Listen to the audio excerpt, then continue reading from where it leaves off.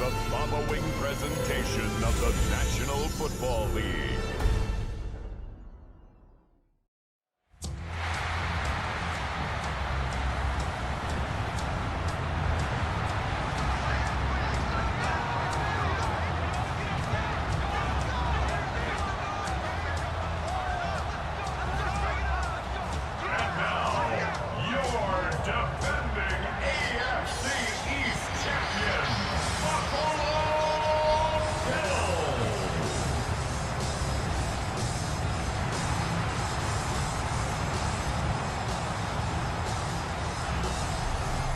Visitor sideline, Mike McDaniel, head coach of the Dolphins. His guys are perfect 2-0 to start the year. On the other side, the head coach of the home team. Now his guys also 2-0, so this is a good test for both teams here early in the season.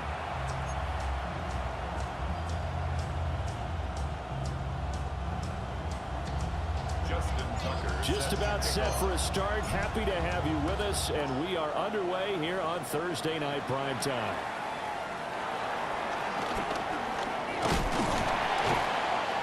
And he'll take it up past the 25 to the 26-yard line. So here come the Dolphins now as they get set to take over on offense. They'll be led out by Dak Prescott, the 135th pick of the draft back in 2016 from Mississippi State. And it felt like in watching the game tape, he got everyone involved last week. He was a manager. He really was. That's a great way to put it because they ran the ball some, they threw it accurately. One touchdown pass. He didn't, break the bank doing that, but he didn't throw any interceptions. That's the bottom line. That's why a defense loves a quarterback like that. Doesn't put them in bad situations. A 3-yard loss to start the drive. They'll look to make that up and then some on 2nd and 13.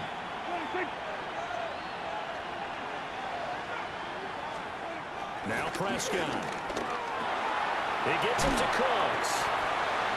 Only able to gain a couple there. And that's going to lead to a 3rd and 11. We're backed up here. Tough spot, needing 11 yards to pick up the first. Now Prescott.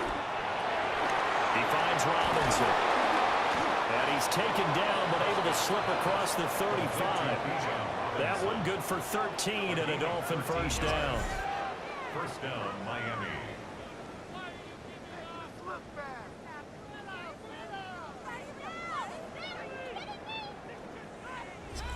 And they'll use him out of the backfield and sometimes quite a bit. They're just trying to get him touches any way they can. 4 catches a week ago. There's another one right there.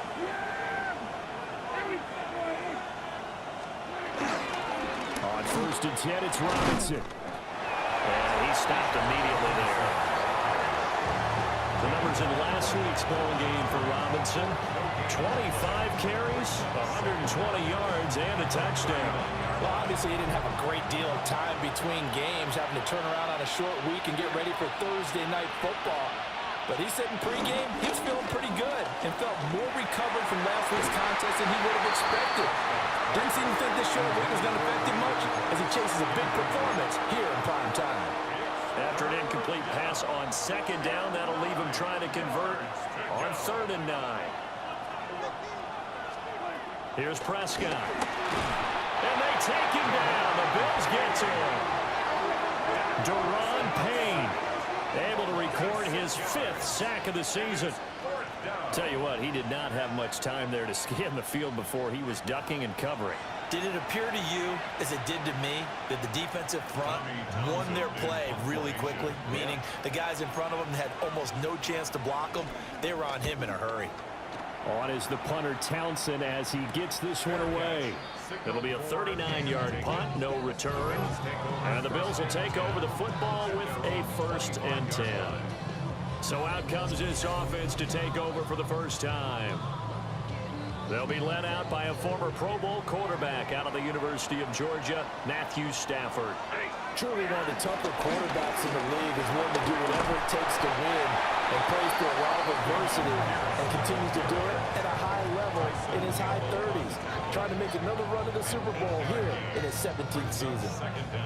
This defense for the Dolphins very strong last week as they helped their squad improve to 2-0 on the young season. It was a little bit enlightening talking with the defense coordinator about their performance last week because the feeling was that it was a good, solid performance. They did what they needed to do to get the job done and get the win, but definitely a few lapses that they're looking to correct. First and 10. Off of play action. Here's Stafford. Sliding out of the pocket.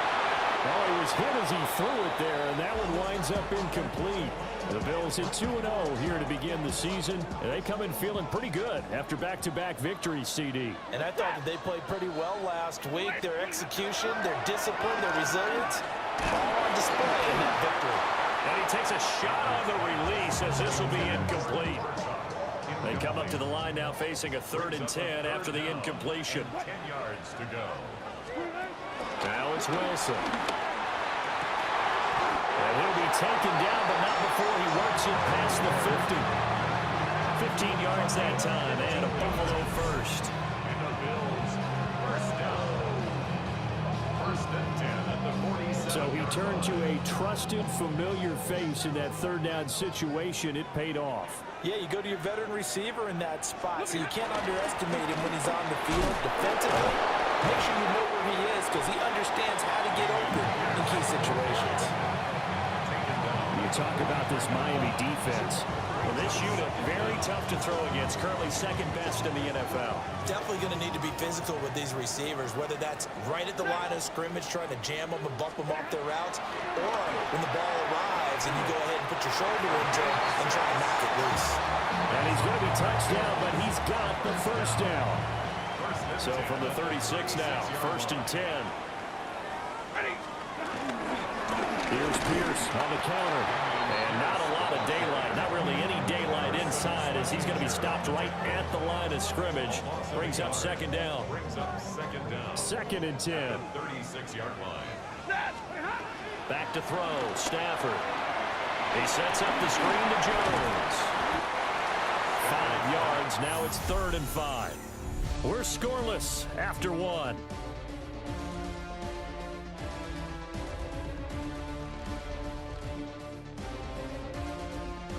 Second quarter now in Buffalo. It's the Bills in control of the football. They'll need 5 on this play to move the sticks. And here comes throw number 1 for the backup QB. Work in the middle of the field, and he's got a man complete. And he's got another first down as he's brought down at the Dolphins' 12-yard line. That good for 19 yards as they pick up the conversion on 3rd. First and 10 at the 12-yard line. How about a nod to the sequence of plays they're putting together here? This has been death by 1,000 paper cuts on this drive. But this is one of their best plays yet, and they're able to move it down into the red zone. To Pierce, they set up the screen. And he goes backwards here, losing yardage back to the 16. Well, this has been a good march down the field, but now they're stuck looking at a 2nd and 14. And that'll be incomplete. Took a pretty good shot as he tried to pull that one in. Couldn't hang on, 3rd down. It's now 3rd down. They need a crafty play call here. 14 yards is what they need to try to convert this thing. To the goal line, but it's incomplete. So 2 third down conversions on this drive, but not able to get a 3rd, and now they deal with 4th down. Justin Tucker on for the field goal. A 33-yard. Tucker's kick is good, and the Bills will take a 3-0 lead. So they're able to end that drive with 3 points in this one-possession ball game. And ideally, you want to end every drive with points. Most quarterbacks would tell you, let's end it with a kick, right? A PAT, that's number 1. Field goal you'll take. Punts, you really don't want to do that. In this case, they'll take the field goal and get prepared for the rest of the game. And up to about the 26-yard line, just across the 25. So Miami coming out for their 2nd drive. They're riding a 2-game winning streak into this Thursday nighter. How easy is it when you're on a roll to stay on a roll given the quick turnaround? Well, you would think it'd be pretty easy because everyone's locked in practice and meetings because everyone feels good about themselves. And for coaches, this is where they have to tell themselves, don't add too much, don't worry about game plans as much as players. So look at your play sheet and think, give it to the guys who play best, and don't worry about the rest of it. What a nice read and play by the defensive tackle. Never bought the play-action fake, went right for the quarterback and put him on the ground. Got to assume this defense will be charging again here. It's 2nd and 15. From the shotgun, it's Prescott. That's complete. Romadunze. And he takes us beyond the 35 before going out of bounds. Line of scrimmage, the 37 on 1st and 10. Play fake. Here's Prescott. He's going to float this one deep right side. This is caught inside the 15. And he will take it in for a Dolphins touchdown. Emeka Egbuka, his 2nd touchdown on the season. And the Dolphins have taken the lead. It took them a while to get their speedster involved, but they found him downfield there. And what we've discovered as we've watched games is the speedster doesn't have to have a lot of catches, doesn't have to have volume in order to have a huge impact on the game. His speed scares the heck out of defenses, and other guys can capitalize, but when you finally hit him and he carries it all the way into the end zone, that's what you're paying him for. That big threat that can make big plays on a limited number of catches. That's how you step on the stage with your first catch, take it to the house. Extra point by McPherson, up and good. And that makes it a 7-3 lead. The kickoff unit is out on the field, and they will send this one away.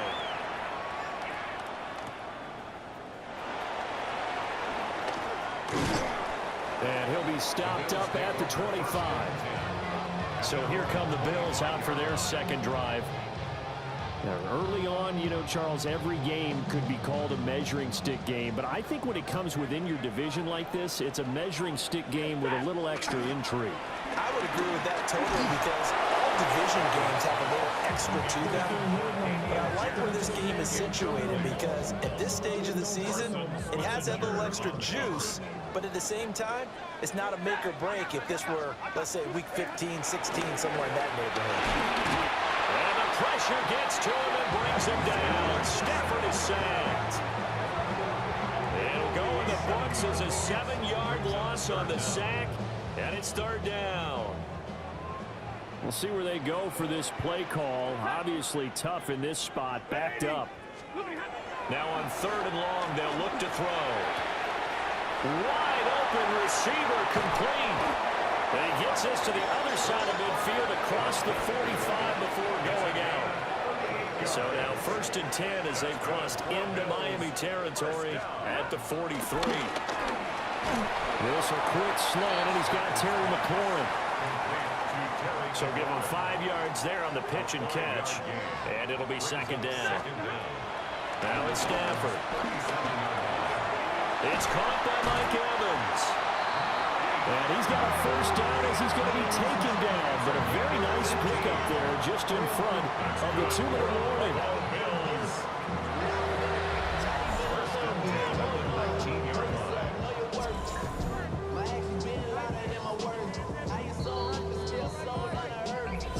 Two minutes to play in this first half. 7-3, our score. They had to settle for 3 last drive, hoping this second go-around ends in 6. In good position, 1st and 10. There's Evans again, complete. They'll wind up getting 7 on the play. And that'll bring up a 2nd down in just a couple. At the 11-yard line. To the air again, Stafford. He's got it. Touchdown, Bills. Darren Waller from 10 yards out. And the Bills are able to move back in front. As a general rule, quarterbacks don't want to lock in on a receiver before the ball is snapped. But in this case, based on the matchup he thought he was going to get, it was favorable for his tight end. He locked in on him early and found him for a touchdown.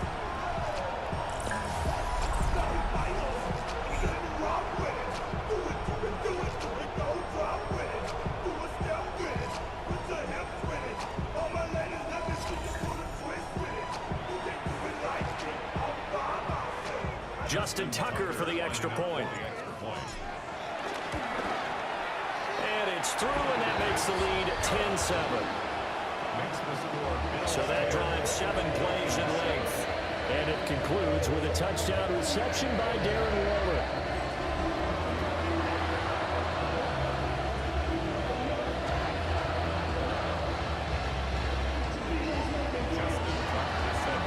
Tucker now to kick it away following the touchdown.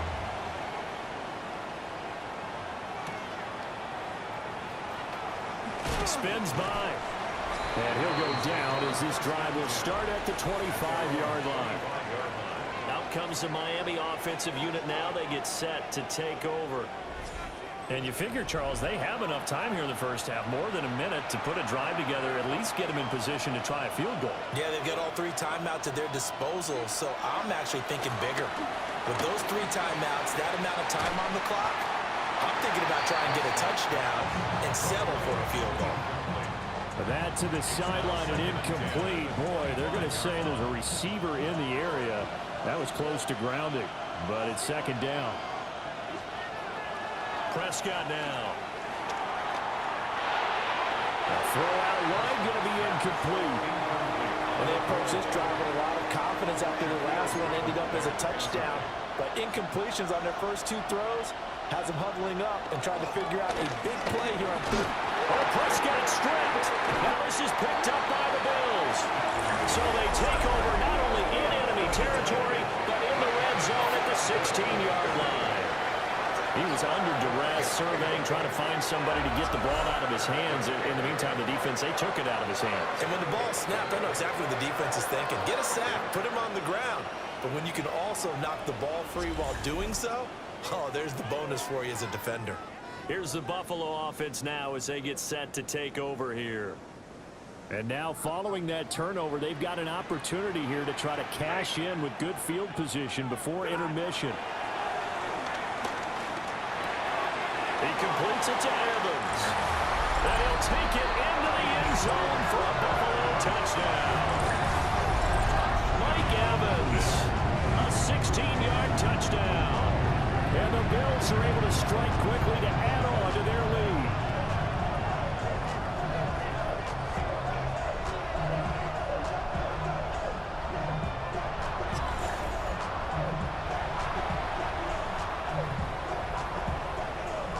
Tucker now for the extra point. It's good to make it 17-7. A nice tidy little drive there, getting the ball in excellent field position, and only 1 play to score it.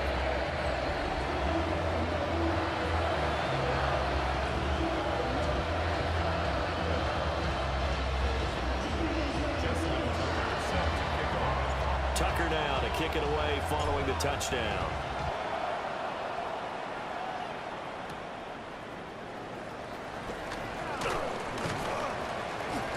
And able to get this across the 20, but not much further as he's dropped it to 23-yard line. The Dolphins taking over now late in this first half as they take over with exactly 1 minute to go here before intermission.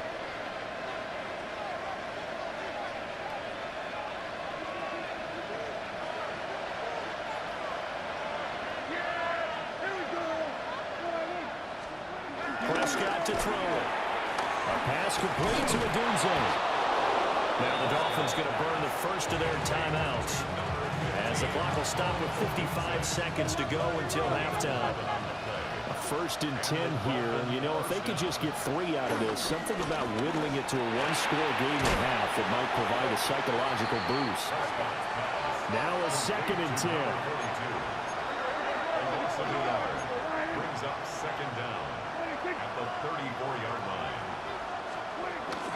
Play action now. Prescott will get this into the hands of Adunze. The Dolphins going to take their 2nd timeout. So as they talk it over, we step aside. Makes it 3rd and inches.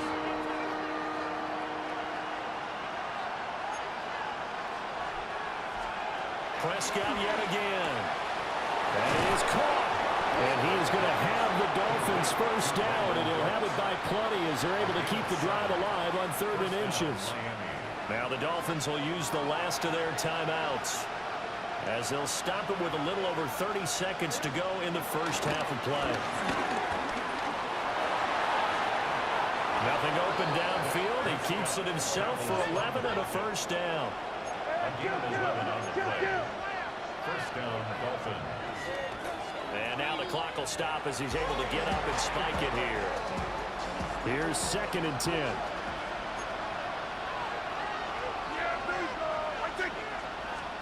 Here's Prescott. He's going to drop this underneath for Robinson. He's brought down. And remember here, no timeouts left. They got to get to the line quick. So halftime is upon us on Thursday night primetime, and we go off to Orlando. And Scott Hansen for our halftime report. All right, Brandon, thanks much. Scott Hansen and our great crew here in the Orlando studios set for an abridged version of the halftime report. This game, to this point, a little slow to begin with, but in the second quarter, the offenses started finding their way. We hope we're set for a great second half, so let's get back out to the stadium and rejoin our broadcast team, Brandon Godden and Charles Davis. Scott, thank you very much. We are ready to get started here with the second half. A 10-point game, 17-7 the score as we get back to it on EA Sports. And not much happening on the return as he'll get this to about the 23. So the Bills offense set to take over to begin quarter number 3. And Charles, they've got the lead. Put your coaching hat on here now. What's the game plan for the second half? I think getting the running game going a little bit more, because I thought in the first half they didn't get it moving the way that they would like. They had success throwing it, but I think these first couple of drives, they want to get those running backs going and give them more opportunities, and I will guarantee you that those guys were lobbying for them in the locker room at halftime. Fresh out of the locker room, they hit him with a gain of over 20. And now we get into the psychology of the whole thing, because a lot of teams with a 2-score lead in the third quarter, they almost become defensive with their offense, just playing not to lose. I think with this team, you got to figure at this point, this is a great spot for them to go into attack mode, really try and put the hammer down and finish this one off. 1st and 10, it's Pierce. And he's fortunate to get anything from that. Give him a yard up to the 49. From just shy of midfield, here's 2nd and 9. From the gun, it's Wilson. And the Dolphins rush gets home. Down he goes. Call it a loss of 5. A big sack to bring up 3rd down. And not an easy spot here. They'll be in search of 13 yards to try to pick up the first. Here's Stafford. Looking downfield for Jones. Into double coverage, and it's intercepted. Picked up by Jordan Bell. And the Dolphins are going to get the football here as he gets this up to the 38-yard line. That is just what this defense was hoping for, an interception on the opening possession of this third quarter. Obviously didn't want to surrender a touchdown and fall even farther behind, and we've gotten to know this team a little bit, haven't we? Couldn't you just see their defensive leaders telling the offensive guys, telling the quarterback, don't worry, we got you to start things off. You take it from there. So here are the Dolphins now. They get ready for their first possession of the second half. Now they just got a little help from their defense forcing the turnover. Now can they make that pay off in points? They need to, partner. They're down on the scoreboard. Need to take advantage of those opportunities, and this is a good one right in front of them. Brings up 2nd and 10. At the 38-yard To throw is Prescott. Open man is Uzoma. And getting this just shy of midfield, they'll spot it at the 49. It's a gain of 10. First down, Miami.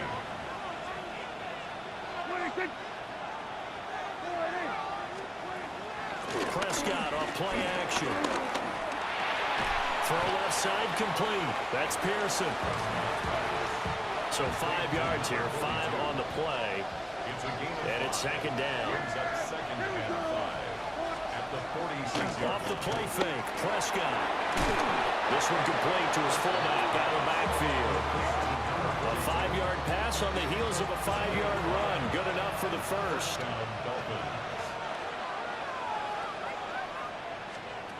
And again, it's Prescott. It's caught on the right side by Robinson. I call it no gain there on the first down play. Here now 2nd and 9 from the 39-yard line.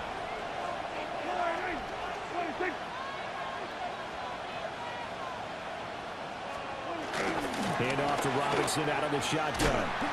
And he tried to bounce it outside, but they'll stop him behind the line.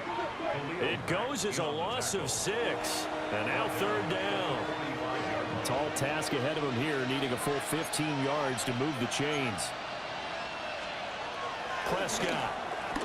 He's going to loft one deep left side here. And it's knocked away and incomplete.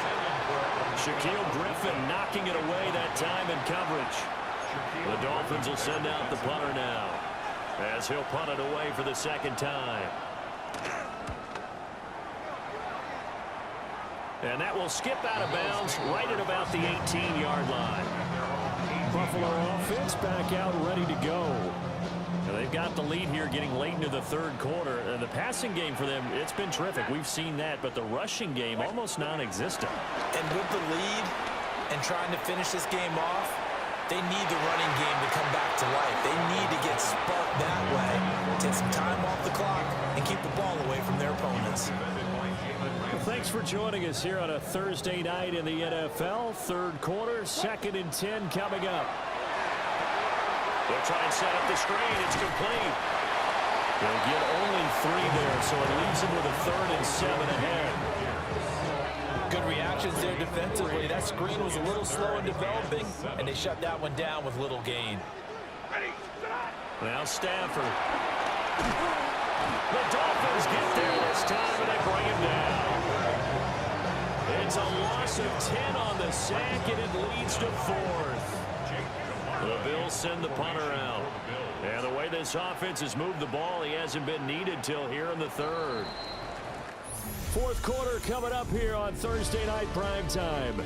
This is the National Football League on EA Sports.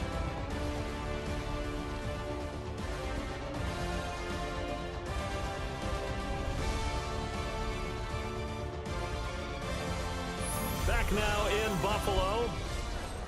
It's the Bills with a lead and the football here to begin the 4th quarter.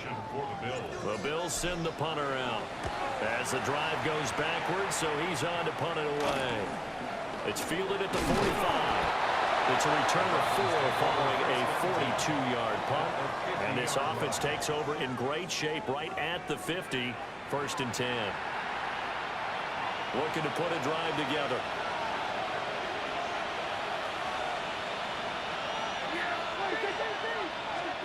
Prescott now from the 50. And this one goes nowhere. Losing yardage on the play back at the 46. Not what they had in mind there. That's going to go as a loss of 4.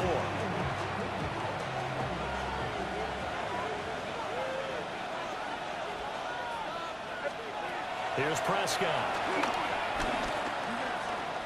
He's going to float this one deep right side.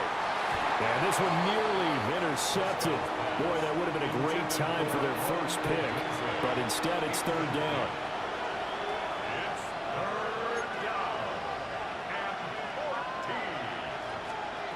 14. Looking to throw. Prescott. It's complete on the bubble screen. That's Robinson. Well, this is going to depend on the spot, but it's not a very generous run. He looks to be about a yard or so short. They do get 12, but they'll be marked short. And that leads to a 4th down. All right, this is the time of the game where they're down a couple of scores, and they've really got to get some yards in chunks. And they know the defense doesn't want to give those up, but they've got to find a way to take them anyway. Now the question is, can they string a few of those together? And he's able to get the first before he's taken down at the 36.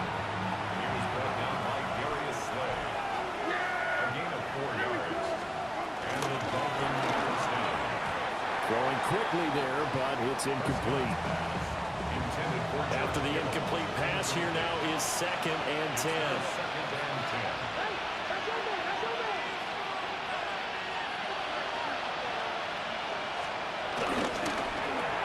To the left side, he gets this one to a breakout.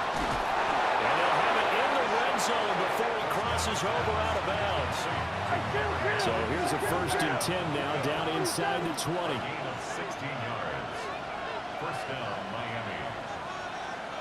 In motion left goes Cooks. Back to the ground with Robinson. And it's been like this all night long. Nowhere to run as they stop him behind the line. And from his corner spot, that was James Bradbury on the defensive side. At the 21-yard line.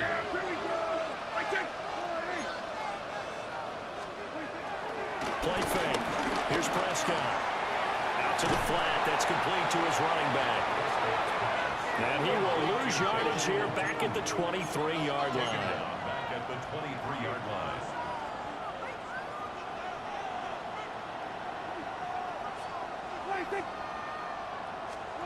Now on 3rd and long, they'll look to throw. It's caught left side by Cooks. And he'll only get this to the 14 as he'll come up well short of the 1st down. But it brings up 4th down.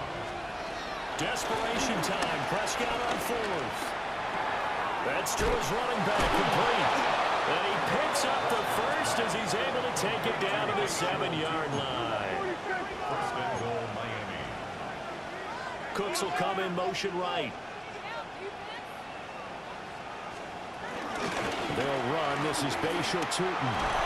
And he's brought down right at the 5-yard line. Give him 2 on the play. 2nd down, goal to go. Pickup of 2. Brings up 2nd and goal. At the 5-yard line. And here's a handoff out of the gun. And he will take it in for a Dolphins touchdown. Touchdown, Miami. A great play there. His 3rd rushing touchdown on the year. And the Dolphins have made it a 1-score game again here in the 4th. Well, solid blocking up front from the guys on the offensive line allowed him to get in for the touchdown. Yeah, some might say that the guys on the offensive line were in concert. I used to have a coach who called it marrying up, meaning when you get on a guy, you just stay right there. Each guy has his own assignment. That allowed the runner to make the big move towards the end zone.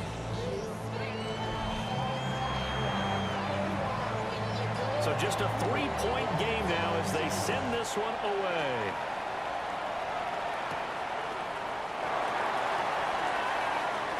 Well, a dangerous return man showing it here.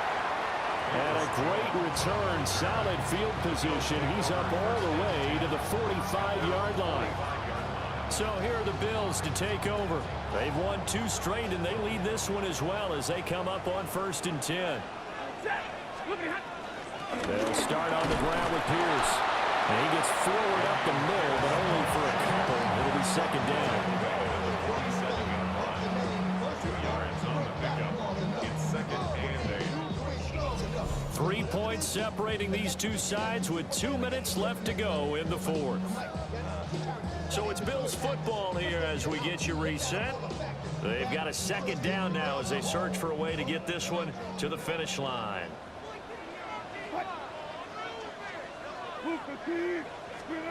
To throw is Wilson.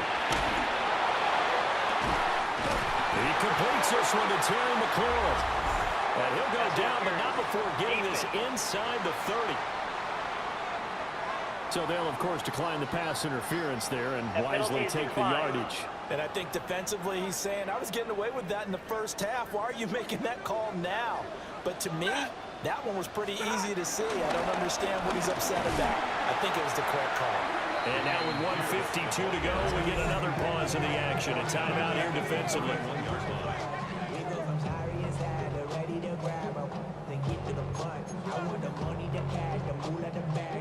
Second and 12, and you'd have to assume another all-out effort to stop the run is coming. Stafford now to throw. Caught on the right side by Jones. The Dolphins going to take their 2nd timeout. And they'll be disappointed to have to burn one there after giving up the 1st down. First and 10 at the 15-yard line. Ready? I got it. Blue 60. Pierce takes it straight ahead. He's able to force his way through one man, but he can muster only about a yard on the play. Second down. Now the Dolphins will use the last of their timeouts as they'll talk things over prior to this upcoming second down play.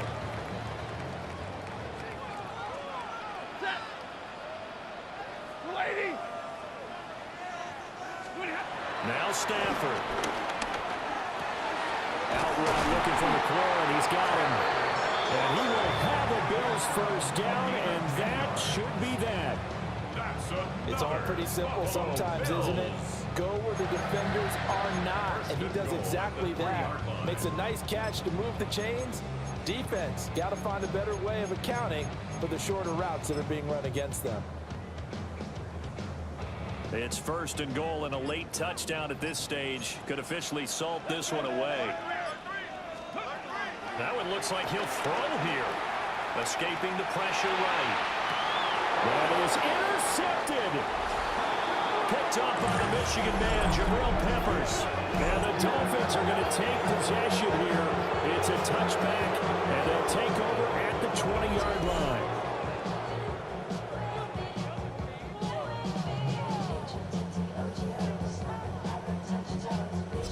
The Dolphins offense and Dak Prescott getting ready to go once more. And he has been masterful so far in leading this offense. He's kept the mistakes to a minimum. He's been on point with his passes, and he's generally been one step ahead of this defense all game long. Here's first and 10.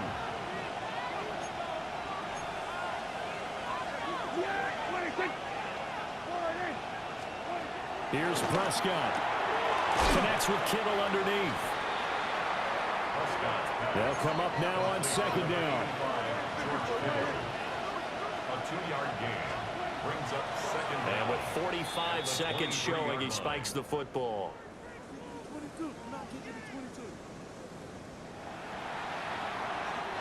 This Buffalo crowd letting them have it. Third down now. Now Prescott. Pass complete to Robinson. And he gets this up just shy of the 30 to the 29 before he's out of bounds. One score down. Here we go. They're going to go for it here on fourth down. They'll run for it with Robinson. And they are going to stop him on 4th and 1 as they'll wind up going backwards. They had to go for it with such little time remaining. And the Bills are going to take over in excellent field position. Stafford down to a knee, and with him, he's going to ensure his guys a victory.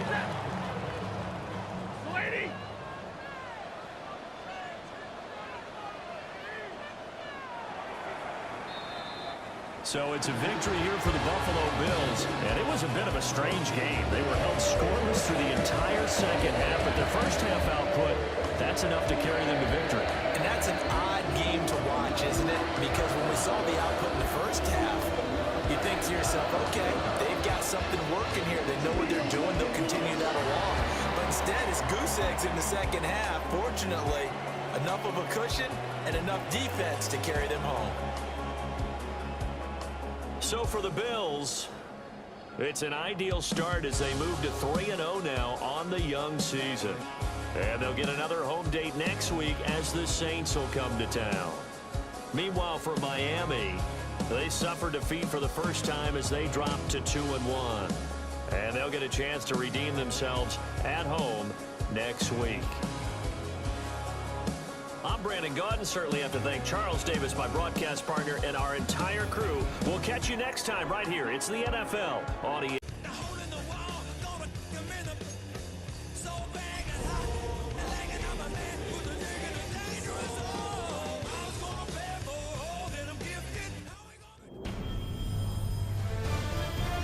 EA Sports welcomes you to the following presentation of the National Football League.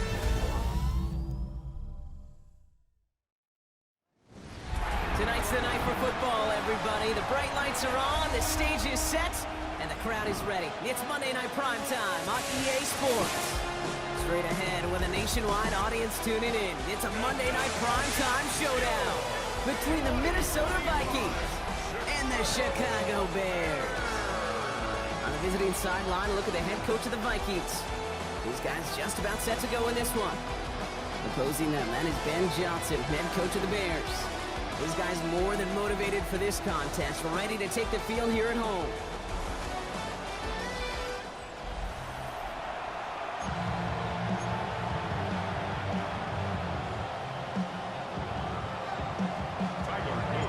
Welcome in, everybody. Kate Scott alongside Brock Heward, and I know all of us are ready for this new season to begin. And we're underway in Chicago. And he gets it up beyond the 20, but boy, did they plant him a few inches into the ground at the end of that run. So out come the Bears, ready for their first possession. Leading them out, got his first MVP votes after a career-best season last year. Now reached a decade in this league. It's Jared Goff. I got a smile on my face. I know he has a smile on his face as he runs out of the new season right with every possibility. This is only the first scene of a 4.5-month movie where he could be playing the part of the league MVP, maybe leading a legit contender into the postseason. How he starts this campaign, though, how you start can have a massive impact on how things play out. On second down, a run with Williams. He won't be able to get past the line, and very quickly, Brock, they could be facing third down to begin this ballgame. Kate, it's amazing how fast these guys are on the field and how fast your fortunes can turn. Second and short run, you're feeling good about yourself. But with a negative play, well, now comes a critical third down. That's on target to Pierce. And he made a bid for midfield there, but stopped on his own side at the 49. Give him 18 yards on that play, Brock, and it gets him a first down. First and 10 at the 49-yard line. Straight ahead with Williams. Open space inside the 40. And finally stopped at the 34. That play good for 17 and a first down. 15 more yards. That's another Bears first down. First and 10 at They the stand the ground with Williams.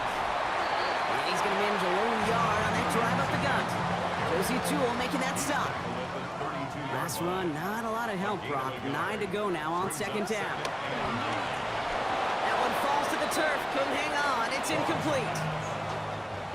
Last pass unsuccessful, and they have third down here. It's now third down and 9 yards to go. Out of the shotgun. Gone. He's got Jones for the completion. And in for the Chicago touchdown. The Bears finish up an excellent opening series. All right, so nice little drive they put together there in their first series of the season, partner, and the year begins on a high note with a touchdown. Yeah, they'll be able to begin the season on a high note with a win. Well, they put more drives like that together, they sure will, but I don't know. I got that Pete Carroll just still bouncing in my brain. It's not how you start, it's how you finish. You can't start much better than that. Grouping adds the extra point. And the Bears take a 7-0 lead as he starts this year 1-for-1. The Bears kicking team all ready to go, and they kick this one away. Here's a return from the 7. Jukes out a one-stop. Coverage team tracking him down as he reaches the 35. So we'll see the Vikings offense now for the first time. And they're brought out by a quarterback celebrating a decade now as an NFL starter. Originally the 135th pick back in that 2016 NFL Draft, it's Dak Prescott. And I really think this is one of those moments where every starting quarterback in the opening, right, week one, all has a sense of gratitude, all has a smile on their face. You're one of 32 guys on the planet that get to start an NFL season, and you want to make the most of that chance. From the 36. Hits him on the in route. All right, short of the marker for the moment, but they've got third and short coming up from their own 44. Offense headed to the line, just need to punch it 40 yards to reset the downs. Henry with the first and still going. Past the 25. It's a Minnesota touchdown. The Vikings finish off their opening drive. Derrick Henry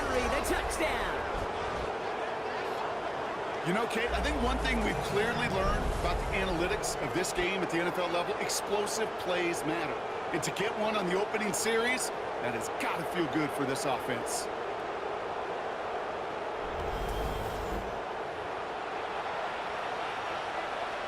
That is Tyler Luke, now on for the extra point. The point after splits the uprights. And the Vikings tie it up as he nails his first try of the season.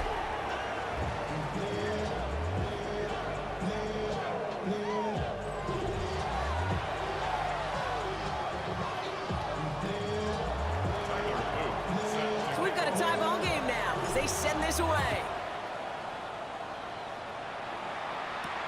Fielded just shy of the end zone. Jukes one defender. And that's going to set them up just beyond their own 20. The Bears offense out there for their second drive of the contest. And they are really starting the season off with a banger of a contest here, Brock. A chance to measure up against a division rival, and this win could be an important one to have in hand in just a few months. Hits him on the out route. It's forced out of bounds after a gain of about 4 there. Second down. There's no negatives ever on a grade sheet for a completion, but that's one of those situations. If you're going to take a risk and throw an out route, you'd sure like to see a little bit more yardage gained. Up the gut they go with Williams. And he gets it forward to still about a yard out of that. With Stephon Gilmore stopping that play. Okay, that's a run that's ho-hum on the stat sheet, but if you see a bigger play on the ground later on, largely be because of a play just like that one, softening up the front and opening the door for a bigger gap in the future. Goff now on third down. That's him on the quick hitter. And he crosses the sideline a yard or 2 beyond, it looks like the 30. Now, not a traditional spot we see teams going for it, but they only need a few inches. Going for it, it's Williams. What a hit! He gets flattened to the ground. So the run doesn't get the yardage. It's a turnover on down. Well, a blitz on fourth down's a gutsy call, but it can work against a pass or a run. Good luck running for the sticks when you got a whole defense crashing you right off the snap. Minnesota all set to go for its second drive. They're 1 for 1 so far to begin the new NFL season. Touchdown on their opening drive. Let's see if they have 2 for 2 in them. Dak off the play fake. Pass is caught. That's Tim Patrick. Has some room to work. He does it. Touchdown, Minnesota. The Vikings take the lead on the first play of the drive. So, Brock, this offense starting to find its rhythm a bit as they finish things with a touchdown there to give them the lead. And the key word there that you said is finish, because you want to have that mindset, even in early in the game, that field goals aren't going to cut it. So that's great work to make sure they finish with 6 points.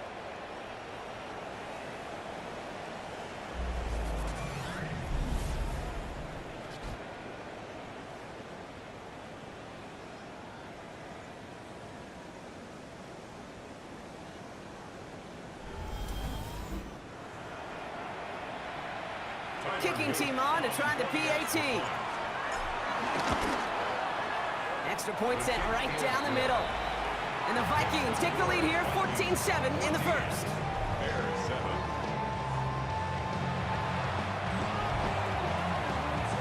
The Vikings have it teed up, and play resumes with the kick.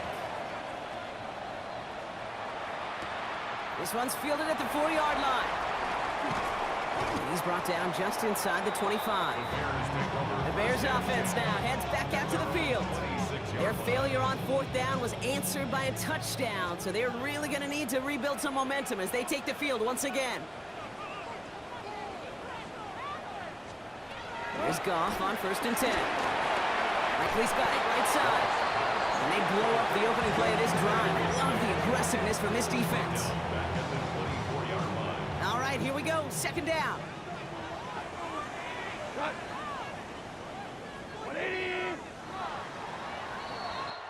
So we're down to 3 quarters remaining in our opening weekend of football. It's a 14-7 game. Back to Soldier Field in just a moment.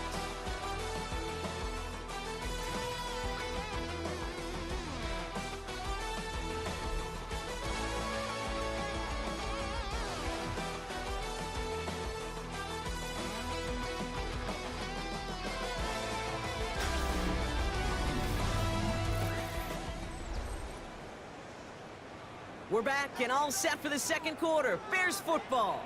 They have second down behind the sticks. Shotgun snap here to Goff. Finds the in route complete. And he'll get it up near the 38-yard line before going down. He gets to pick up a 14 yards as the chains reset. That's good for a Bears first down. Williams now on 1st and 10. And he works his way for a gain of 4. You know, this is an offense that will emphasize the ground game at different points of each and every contest. And as long as they can reliably get gains like this, it's not going to change anytime soon. On second down, it's Williams again. Defender gets to him right around the line. It's going to be marked as no gain. So, Brock, that means third down coming up. No gain on the play. Brings up third down. Goff off the play action. Finds a man right side. Jumps the defender. And he'll pick up enough to move the chains. When you see play action, do all you can to get your eyes to the tight end, because that's their bread and butter.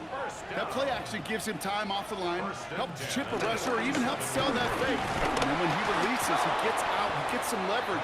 He gets to that edge before the defender can cover him. Everyone's prepped. It's second down now. A loss of 2 brings up second down at the 49-yard They go play action with Goff. And like an empty wrapper, he just throws that one away. Fairly safe to say as that one falls incomplete this first half so far, well, it's not met the standard they set for themselves. Goff on third. Short pass brought in. He's still going at the 30. This one goes for an even 25 yards. And that's good for a Bears first down. yards on the play. That's good for another Chicago Bears. Williams on the carry. Big gap up the middle. And he's finally hauled down at the 12. It's a pickup of 11. And that's a Chicago first down. First down. First and 10 at the 12-yard line. From the red zone now. Looking underneath for Algier. And good tackle, but a flag is down, likely against the defense. So a big self-inflicted error as that personal foul moves the ball forward quite a bit. Automatic first down.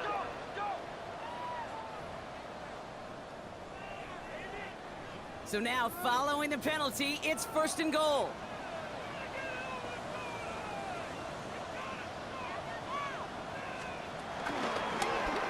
Now Goff taking off with it. And he takes this one in for a Chicago touchdown. The Bears can tie it up in a second after cutting into the lead. It's a Jared Goff touchdown.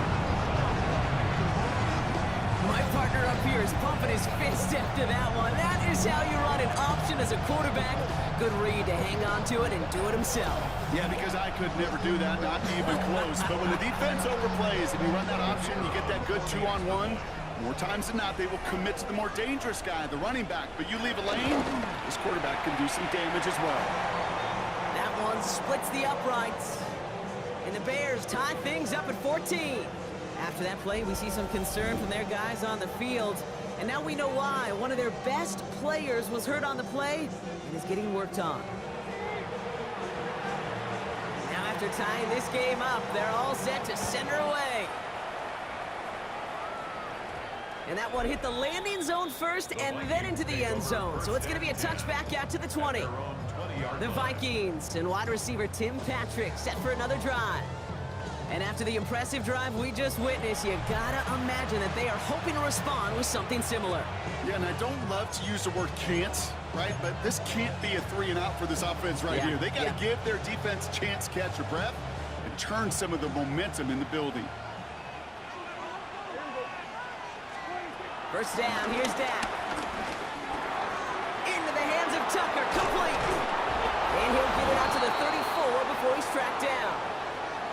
So we're at the 2-minute warning here from Soldier Field. It's the Vikings looking at first and 10.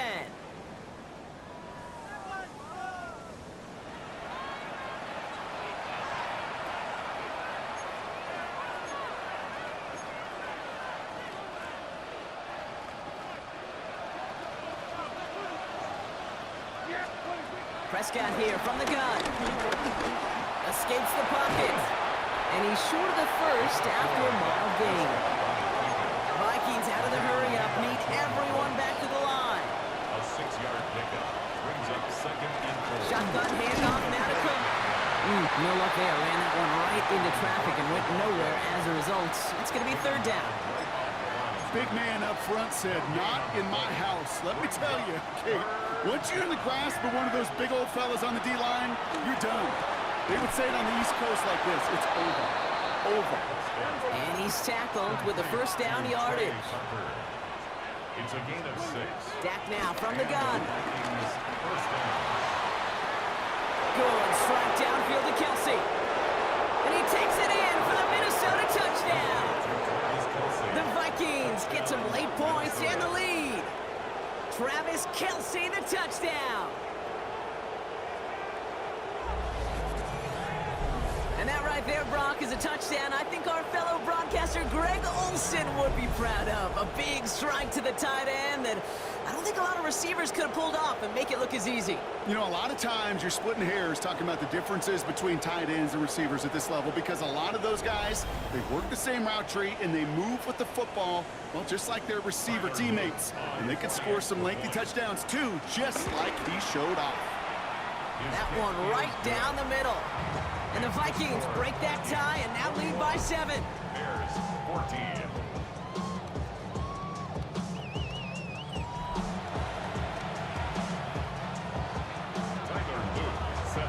The Vikings have it teed up, and play resumes with the kick.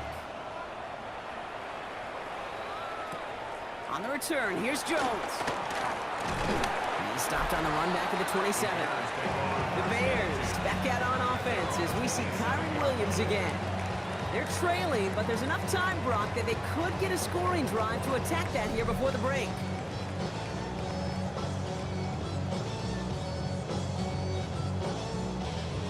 Bears making their way up to the line. Here comes 1st and 10. From the gun, Goff. Finds him over the middle. And he's up to the 35-yard line as they reel him in. The Bears decide to call their first timeout. Nice spot here for the offense. It's 2nd and 1. Brought in left side by Jones. And he goes out close to that 45-yard line. They like to say it's about the Jimmies and the Joes. I think that's about the X's and the O's. That's a well-drawn-up completion that nets them a first down. Goff on 1st and 10. Splits a couple of defenders and completes it. And he drives this across midfield and down into enemy territory.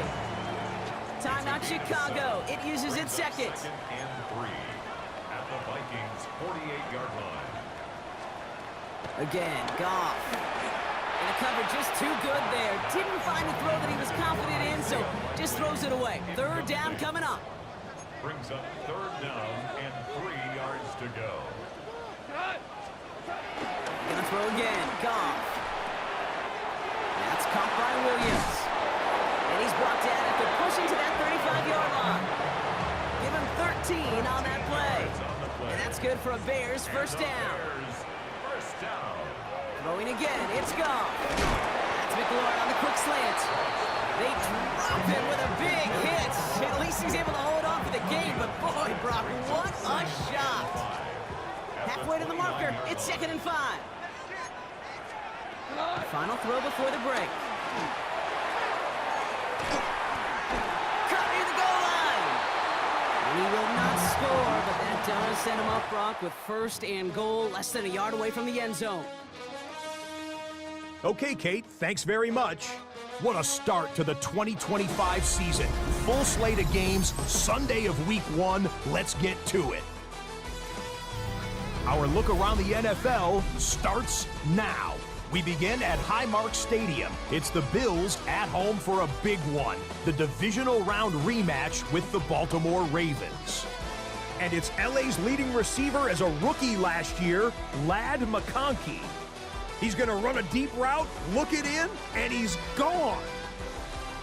The Ravens come away with the victory on the road in the season opener. Next up, Lambeau Field. Let's look in on the Packers. They're hosting the Detroit Lions. and it's Geno Smith. He's going to find a man. It's an 11-yard touchdown pass. The Packers come away with a narrow 16-13 victory. One more for you. Let's go to SoFi Stadium. It's the Rams taking on the Houston Texans. And this is Ramondre Stevenson. He's going to get in from 6 yards out. The Texans move to 1-0. They get the victory in the season opener. And time now for one more look at the rest of the scores from around the NFL. Meanwhile, in our game, both teams have been able to move the ball effectively. It might be a question of which defense can make a stand in the second half. As we hand it back over to the commentary team, Kate Scott and Brock Heward.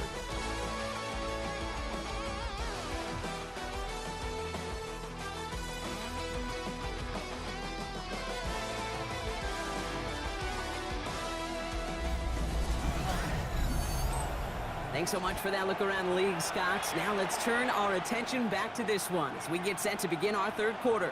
We'll see what the first half adjustments of the season are as they're teed up, and away we go in our second half. Starting from the 5. And that's going to set them up just beyond their own 20. Here's the Minnesota offense headed out to start this third quarter. And eventually, Brock, one of their drives is going to fail to reach that end zone. But through 3 possessions so far, they have been perfect. Yeah, and in order for that to happen, somebody somewhere on this defense has got to rise to the occasion. Henry gets it here to start the drive. Can't slip that initial tackle. Stops made for no gain on that first down play. I know these DNs love to get to the quarterback. I know that sacks many times equals a bigger payday. But doing the dirty work, playing the run well, that's what the best of the ends do in this league. And he'll get it up near the 38-yard line before going down. Give him 15 yards on the pickup there. And that's going to give the Vikings the first down. New set of downs for him at the 38.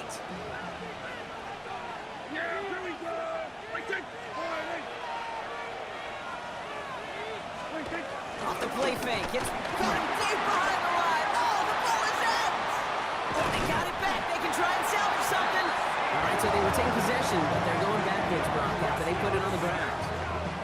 Well, I think you know the only thing redeeming about that play, Kate. They got the ball back. Yeah, well done. Yeah, they got the ball back, but a whole lot longer down in distance.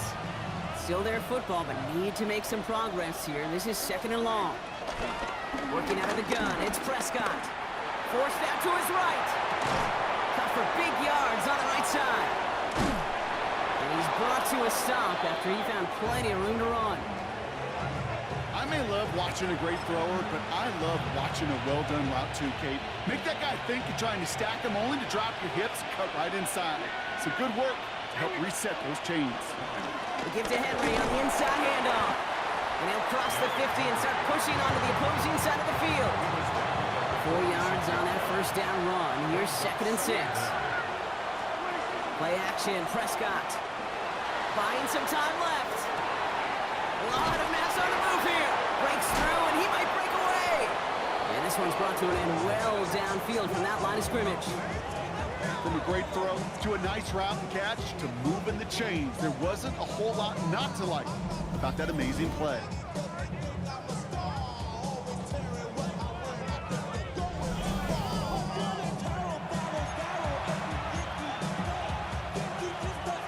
Thinking touchdown here after that big play. We've got 1st and 10 from the red zone. Trying down the middle with Henry. And he's going to be hauled down after a gain of about 7. It's second down. Well, we've talked about this before, Brock. The thinking simple but effective. We'll stop getting it to this guy when you find a way to stop it, and they have yet to do that today. You know, there's just certain things up in this booth that I love. I think you could feel it emanate from me. And one of them is when you impose your will. And he'll bring it to the end zone. Touchdown, Minnesota. The Vikings grow the lead coming out of halftime. Derrick Henry, the touchdown. It's what every player who scores a touchdown wants to do, Brock. He wants to get right back there and put another 6 on the board. I've never met an NFL player content with one end zone trip in a game. Nope. Yeah, if you're content, you're not making it to this league. You get one, you're instantly thinking of another, and the fortunate few are able to actually deliver on it. Now we'll see them try the point after. Right down the middle, it's good. And the Vikings double their lead to 14. All right, thanks so much, Scott. We are back and about set to begin our second half. The Vikings have it teed up, and play resumes with the kick. This return starts at the 5. This makes it up to the 25. The Bears back out on offense as we see Kyron Williams again. Their work really cut out for him now, partner, to follow up that touchdown and get things back to a one-score game. All right, working from the gun to start. 1st and 10. Out of the shotgun, Carr has him on the quick hitter. Every once in a while, it's fine to be conservative on 1st down, especially when you get enough to stay on schedule and get a little something coming out of it, too. To the left and hauled in by Likely. And they don't get any help on this 2nd down, Brock. He is out right along the line, so no gain.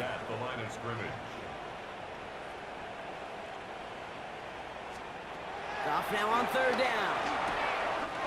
This connects with Higgins. And they'll take him down at the 43-yard line. And that one goes for a gain of 11. And that's a Chicago 1st down. Bears, 1st down.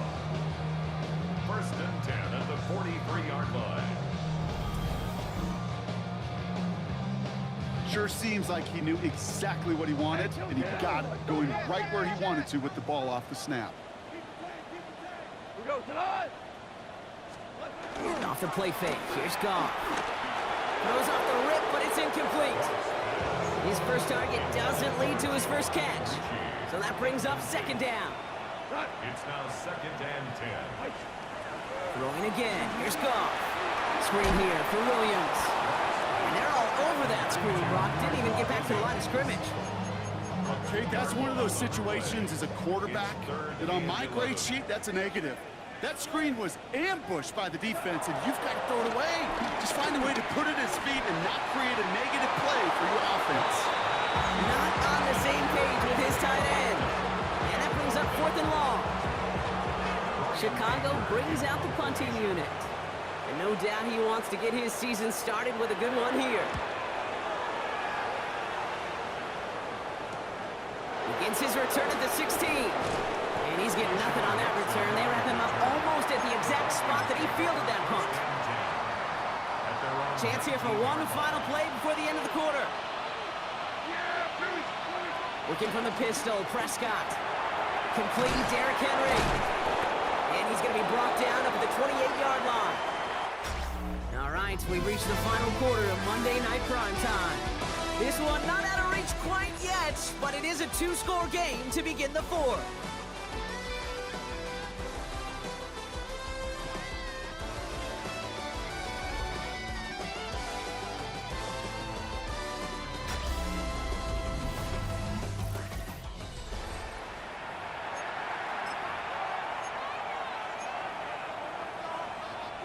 After a good pickup, they're set up with 2nd and short.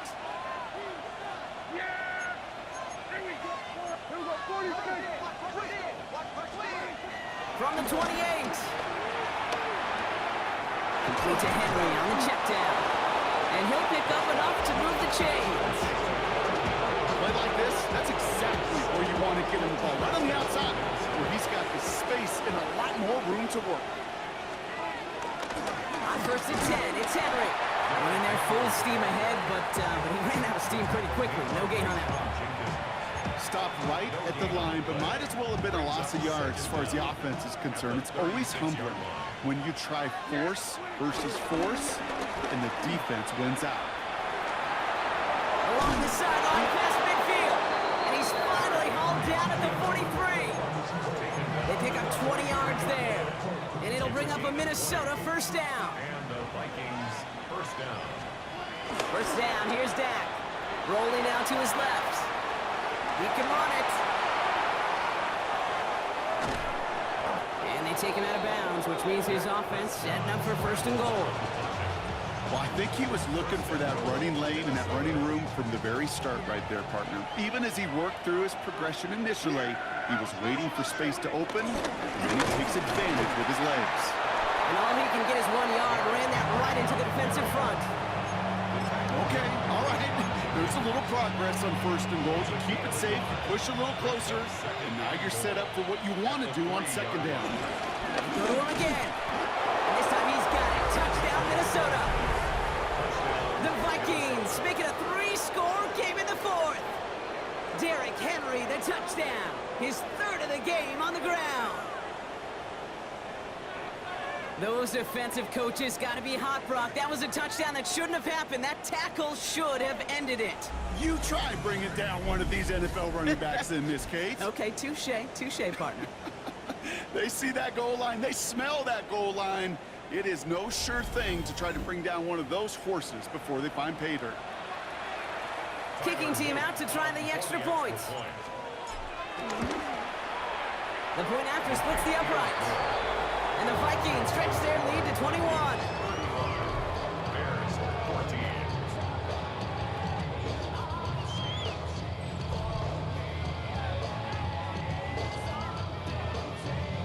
Tyler Luke set to kick The Vikings have it teed up, and play resumes with the kick. On the return, here's Jones. He's brought down at what looks like the 24-yard line. Chicago's offense trotting out there for another series. They struggled to produce on that last series, but better results ahead as they take possession here. Chicago bringing the offense to the line. It's 1st and 10. Shotgun snap here to go. Completed over the middle. And he didn't get much time to secure it as he takes a shot. Good job to even hang on through that catch there. brings up second down. 2nd and 4. Short pass brought in. And he stopped cold at the spot. He paid for that one, but hey, still enough for that first down. They send the tight end in motion. To the air on 1st down. Here's Goff. Finds him over the middle. And this one does not go far. Working quickly here. T. Higgins. A gain of 3. Give to Williams from the gun. And he made a bid for midfield there, but stopped on his own side at the 49. Offense up to the line fast. It's a gain of 8. That's good for a Chicago Bears. Here's Goff on 1st and 10. Looking over the middle, that's likely. And he's going to be brought down after reaching the 43. A dose of the hurry-up offense here. Putting a receiver in motion. And no look there, that throw falls to the ground. That is normally a gimme for this offense, these short throws. But the defense, they had just enough influence on that play to force the incompletion. Goff to throw here, it's 3rd and 2. That one finds his man, likely. And he works this to the 38 before going now. 5-yard gain on the play. From the gun, a carry by Williams. Dropped by the first guy he met. No gain on that 1st down run. Moving quickly, trying to get set again. A loss of a yard. Brings up second down. Goff tosses that quickly out wide. And this is near the 1st down, but they need 1 more yard now to get it. 3rd down at the 29. It's a gain of 8. Brings up 3rd and 1. From the gun, Goff. It's caught by McLaurin. And he'll be brought down here at the 23-yard line. It's the 2-minute warning from Chicago. Bears trying to make it look a little nicer on that scoreboard. He's got Pierce. And he'll go down here at the 16. We've got to keep moving quick here. A 6-yard pickup brings up second down. Again, Goff. That one is incomplete. Couldn't hang on through the contact. It arrived as the ball did to break things up. And now they'll face a 3rd and 3. Throwing again, it's Goff. Complete beyond the mark blocker. And he's going to get this down to the 9. That puts him in goal to go. Now we're going to get an offensive timeout. That's their first. This offense in position now. It's first and goal. They're going to throw again. Goff. This one's caught. Touchdown, Chicago. The Bears get it back to within 2 possessions. Kyron Williams, the touchdown. So the offense showing a slightly different dimension there, Brock. Getting the running back involved with his hands for the touchdown. Yeah, such an advantage. I think when you think about it, Kate, it really is about the 80s where we start to see these running backs not just tote the ball as runners, but be real weapons when they get the ball in the passing game. Yeah. That's well done. Group B to try the point after. Extra point set right down the middle. And the Bears get it back to a 14-point game.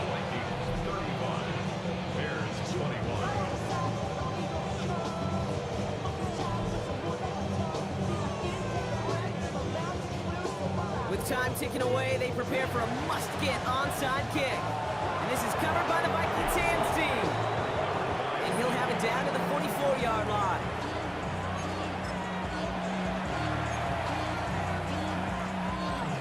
Vikings to the line now. Here's first and 10.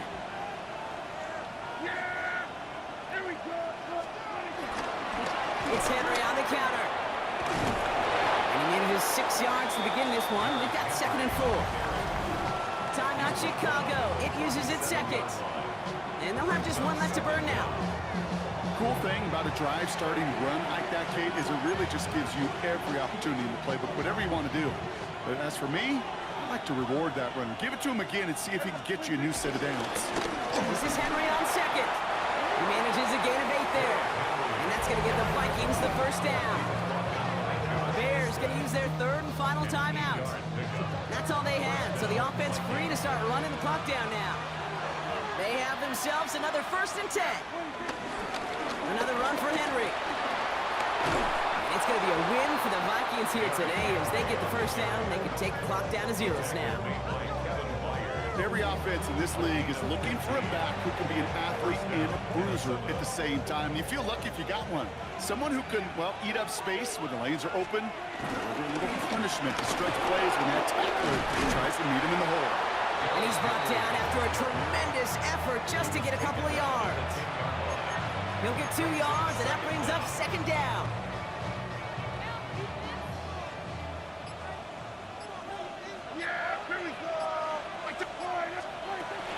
Now the shotgun give to Cook. He's unable to get away from that tackle. Good work by the defense. Nothing gained on second down. Job one of so many D tackles in this league is eat up space. Don't get moved off your spot. But the difference makers, they just not only eat the space, they eat those runners too. Prescott now on third down. Pocket isn't holding up. They're able to drop it. So the Vikings pick up the win on the road. And this isn't just any 1-0 start for them. They pick up what could end up being a key division victory to have later in this season.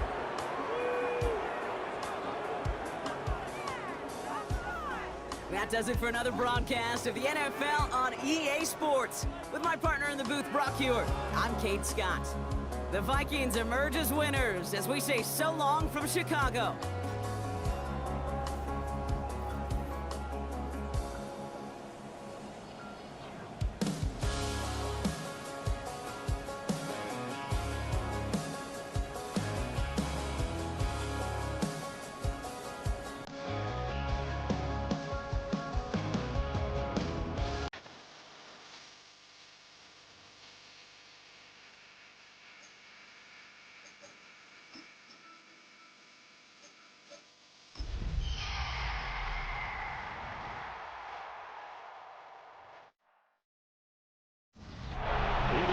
Sound like no other when they raise that 12th man flag here in Seattle, and we just heard it, and that means it's time for football at Lumen Field. Today it's a preseason matchup, as it'll be the Las Vegas Raiders taking on the Seattle Seahawks.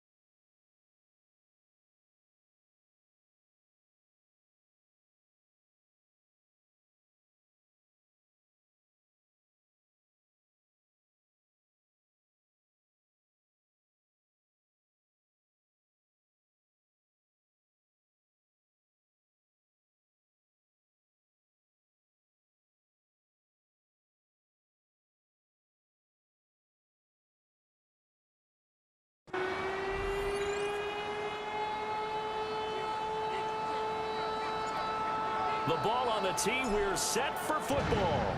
And off we go from Seattle. And a nice return sets him up pretty good here right at the 30-yard line. So here comes the Raiders offense now onto the field.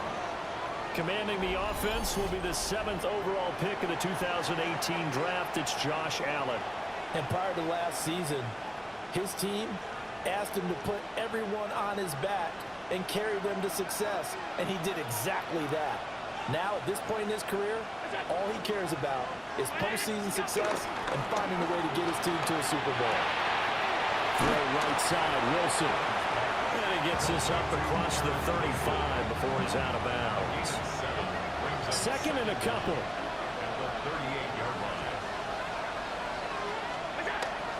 On play action, Allen. And he gets this one to midfield before he's brought down. Josh Allen, very athletic at 6'5", showing the versatility, picking up the first on the scramble.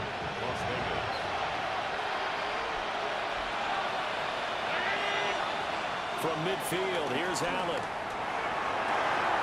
And looking for Cook, but this pass is intercepted. Picked up by Jordan Whitehead. And a great return as he gets this all the way down close to the 30-yard line. Well, short of them returning it for a pick six, that was about the worst start you could ask for in this one, because your advantage of getting the ball first is gone, and they're set up a short distance from your end zone. Now you're counting on your defense to prevent a touchdown, and your offense, you better be ready to come out swinging on the next series. Now here are the Seahawks in great shape to start their first drive. They'll be led out by a first-round pick back in 2021 from Ohio State. It's Justin Fields. And normally when you talk about a quarterback on his third team in as many years, you're worried about this kid's potential. But in this case, Justin Fields has plenty of it, and he flashed it big time during his short tenure in Pittsburgh. Now he has the opportunity in New York to be a full-time starter once again, and the Jets are excited about his potential. That's going to go as a loss of a yard, and it'll be second down. 31-yard line. Here we go. They run it again with Chubb. And running room scarce here. He's going to be stopped in his tracks at the line of scrimmage. No gain on the play there, so that doesn't help. Now they're looking up at a 3rd and 9 situation. They'll come to the line here needing 9 yards to pick up the first. Here we go. Here's Fields. That's going to be caught. It's Jacoby Myers. And all the way in, touchdown Seattle. Jacoby Myers, 30 yards. And the Seahawks take the early turnover and convert it into an opening touchdown. And that is the definition of yards after catch. They go short on the pass, and the receiver does the rest.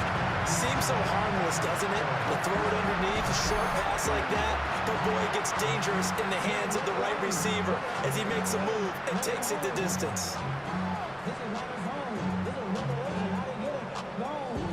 Chris Boswell now for the extra point. And this will give the Seahawks a 7-0 lead. The drive there only spanning 3 plays. And it was all capped off by Jacoby Myers on the touchdown reception. Set now to kick this one away, and off it goes.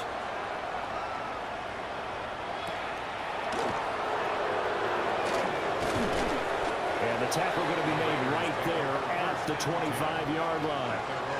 Second drive of the game coming up for this Las Vegas offense. They threw an interception the first time they had the football, wound up leading to a touchdown the other way. How do you approach drive number 2? Going back to your game plan coming in, everyone has matchups that they like better than others. Where they think they have an advantage, dial up some of those plays. Try and go to those spots and get your offense moving. That'll go as a pickup of 32 on the catch and run. So from Seahawk territory now, it's 1st and 10 at the 42-yard line. Pass caught by Pearsall. Dropped at the 35, but he was able to display the agility there. A 6-yard pickup brings up 2nd down. Now Allen. Over the middle, complete. That's Hubbard. 6 yards they pick up, and that's a first down. Well, they've certainly done a nice job spreading the ball around on this drive. This time he gets it out to his back, and it's another nice play and another first down. They got the defense. Allen hit. He lost the football. And he'll be brought down at the 27-yard line. Much like a running back going through the line, quarterbacks have to be aware of protecting the football as well. He left it exposed that time, wound up having it knocked free, but fortunately had an alert teammate who was able to get it. 6 yards is the pickup, and that'll lead to a third down.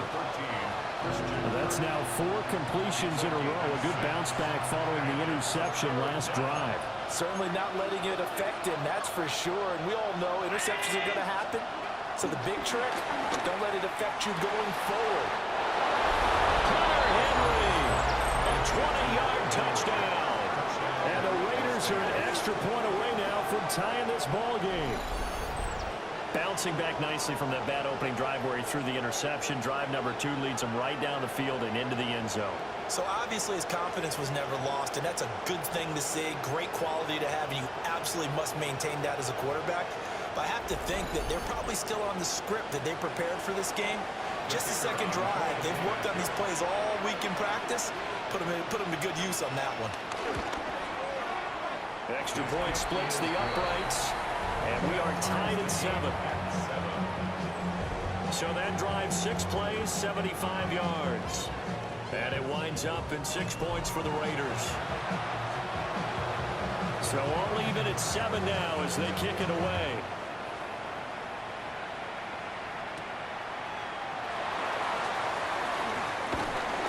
And out a little across the 25 to the 27. Seattle's offense coming back onto the field, ready for their second drive. This drive here beginning probably with a pair of motivated groups. Remember, the offense scored a touchdown on their last time out. Looking to repeat that in Charles's defense. They were very frustrated after giving up 6 the last time on the field. And frankly, it's just a battle of wills in a lot of ways, because you know they're both motivated. They both game plan for this drive, and they both have specific outcomes in mind. To me, it just comes down to who can execute better and which side can step up and assert its will over the other. Not quite enough for the first, almost. Give him 9 instead, so that leaves him with an enviable 2nd and inches. And again, it's Chubb. And getting this just shy of midfield, they'll spot it at the 49. It's a gain of 12, first down Seahawks. The running game fully in sync, 1-11 on that play. And sometimes it comes from the offensive coordinator, understanding what he thinks the defense is going to do and dialing up the perfect play. Sometimes the quarterback, though, can look at the defense, realize he needs to change it to a run, and that gets it done in a big way as well. These two teams all tied after 1.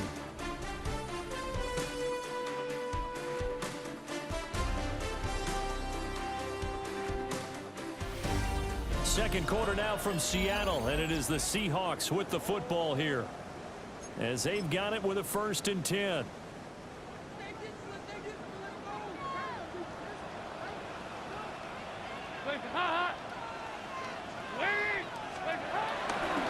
First carry for Raheem Mostert.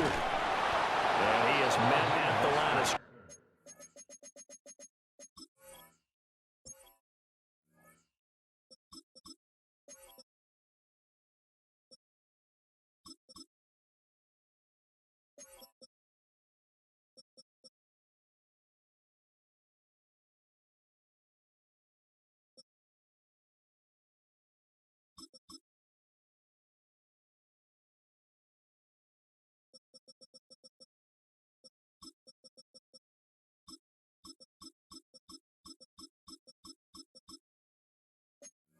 And he goes down right there. It's a loss of a yard there, and now 2nd down.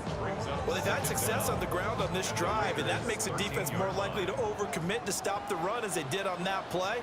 But keep in mind, it makes them susceptible to play-action passes as well. And this play goes nowhere. Losing yardage back to the 15. 2 yards the loss, and now 3rd and 12.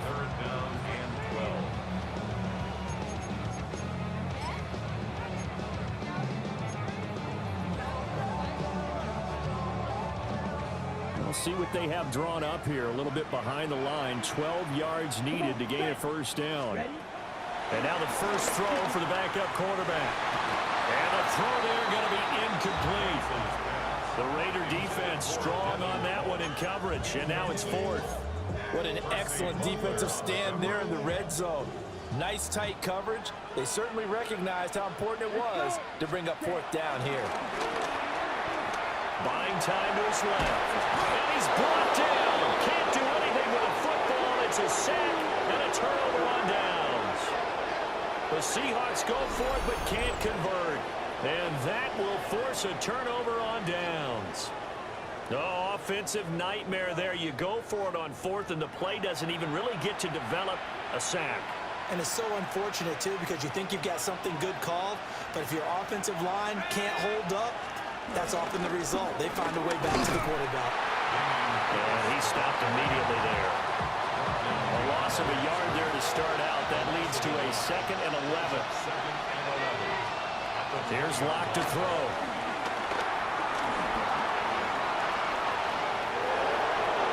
Able to make something out of nothing there. 17 yards and a first down. They were backed up behind the sticks, but he still found a way to make that first down happen. That's the kind of fight every coach hopes this franchise quarterback has in him. Look a tough situation like that in the eye and come up with a solution on the spot. And he'll be taken down, but not before he works it past the 50. The catch and run there, good for 16 and a first.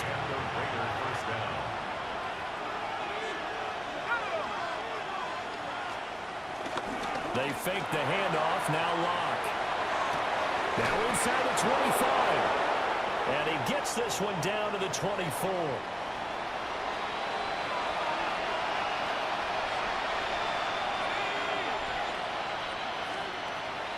Locke off of play action. Got his man, it's Thornton. And they'll get this down to the 10. Back-to-back nice gains. That one for 14 yards and another first.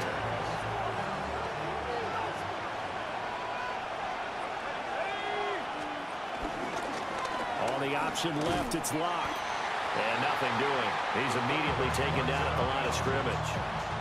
No gain there as he kept it himself at 2nd down. No gain on the play. Leads to 2nd and goal at the Seahawks 9-yard line. Locke now to throw. To Pierce, they set up the screen. And here he'll get it down to the 7. Second quarter, 2 minutes to go. Tie ball game.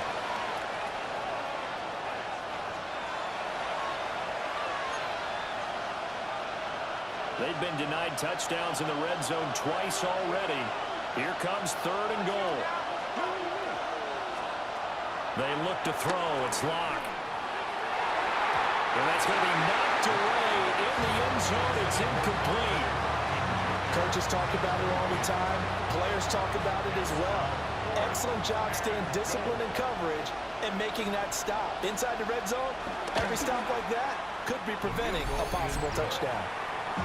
So they're able to end that drive with 3 points in this one-possession ball game. And ideally, you want to end every drive with points. Most quarterbacks would tell you, let's end it with a kick, right? A PAT, that's number 1. Field goal you'll take. Punts, you really don't want to do that. In this case, they'll take the field goal and get prepared for the rest of the game. And he's up past the 20 to the 22-yard line. The Seattle offense now set to come back out on the field. They've got some stuff to build on from that last drive because they moved the football, CD, and then they tried to go for it on 4th down, didn't convert, probably left a bitter taste in their mouths. I would say so, and I think that they go out in this series determined for that not to happen. He's got a man, complete. And they're going to have this across midfield and inside the 45. It's a gain of 34. And what great recognition between a receiver and his quarterback, because he's going to recognize the trouble, and then he has 2 options. Cut off the route and come back to help, or head straight down the field, and he chooses the latter, and it turns into a huge play. Looking for his tight end on the corner. It's complete. First down now, but that clock rolling. And that's good for another To throw, it's Lance. And he'll be brought down inside the 20 at the 19. Clock running, and the Seahawks, they're running too, trying to speed up to the line of scrimmage. Lance, a quick throw out wide, complete. Now the Seahawks going to use the first of their timeouts as they get the stoppage with just under 50 seconds remaining in half number one. So from inside the 20, here's 1st and 10 at the 18. Here's Lance to throw it. Being chased out left. And he will score. Touchdown, Seattle. Trey Lance From 17 yards out. and the Seahawks will take the lead here in the final minute of the first half. That could be an important swing right there. Touchdown in the final minute of the half to take the lead. And I like the point you just made there. Could be an important swing because now that they have the lead, if they can carry that into the locker room at the half, they'll feel really good about what they accomplished in the first 2 quarters.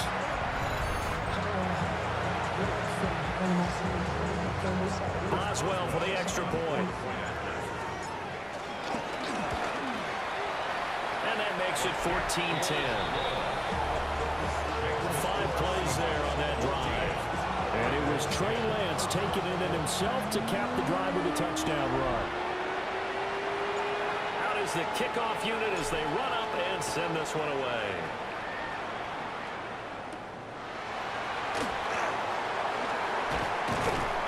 And makes it across the 20 as his guys will set up shop at the 23-yard line.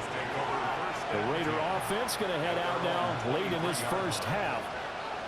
And with them trailing, there is still enough time to try to string a few plays together, maybe get in the field goal range. And he'll work this back to right around the line of scrimmage and surrender there. Now we're going to get a timeout here as it looks like there's a Seahawk injured on the play. Well, you hate to see this before the regular season even begins. And we'll take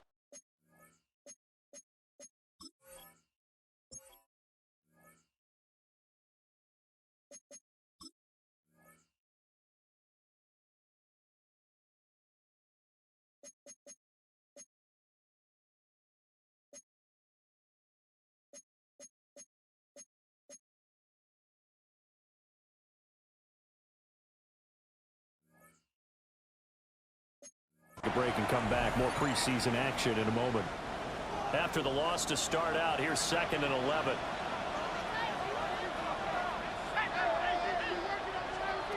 From the gun, it's Locke. Gets the dump off to Pierce. And he'll go down just shy of the 25.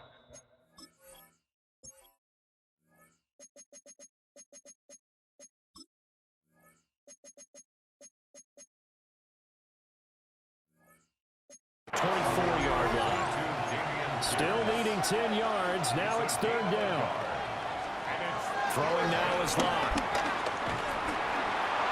Oh, he had him. He was open, but he couldn't get it to him. It's incomplete. Like what I've seen so far out of this defense because they've been showing their best coverages on 3rd down. So far, only allowed 1 conversion on a handful of attempts. One area of their game plan that they've executed to perfection. They'll get 9 yards on the return there following a punt of 42. And control of the football switching hands with very little time remaining until the half. Here's the Seattle offense ready to get this drive underway. And maybe a chance for a quick completion and then a long field goal try. We'll see. And that's caught inside the 30. And with just 4 seconds left in this first half, a timeout call.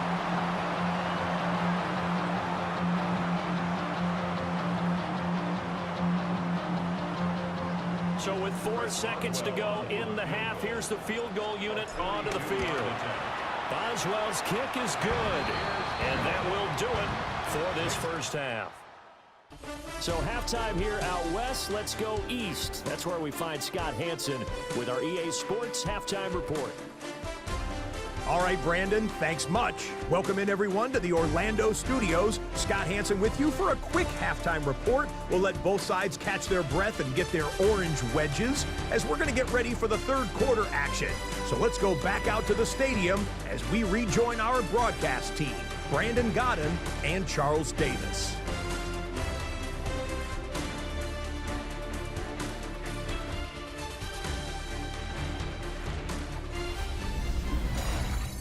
Okay, Scott, thanks a bunch. And we'll see which team's adjustments are going to pay dividends here as we are just about ready for the start of the second half.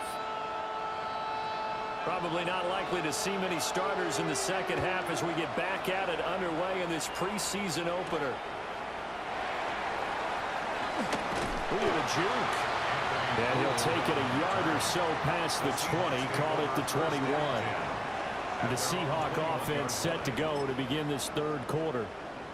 And they've got the lead, CD. What do you expect from them in this second half? Well, I like what they were able to do on the ground in the first half because they had a lot of success running the ball, and I certainly think we'll see more of that.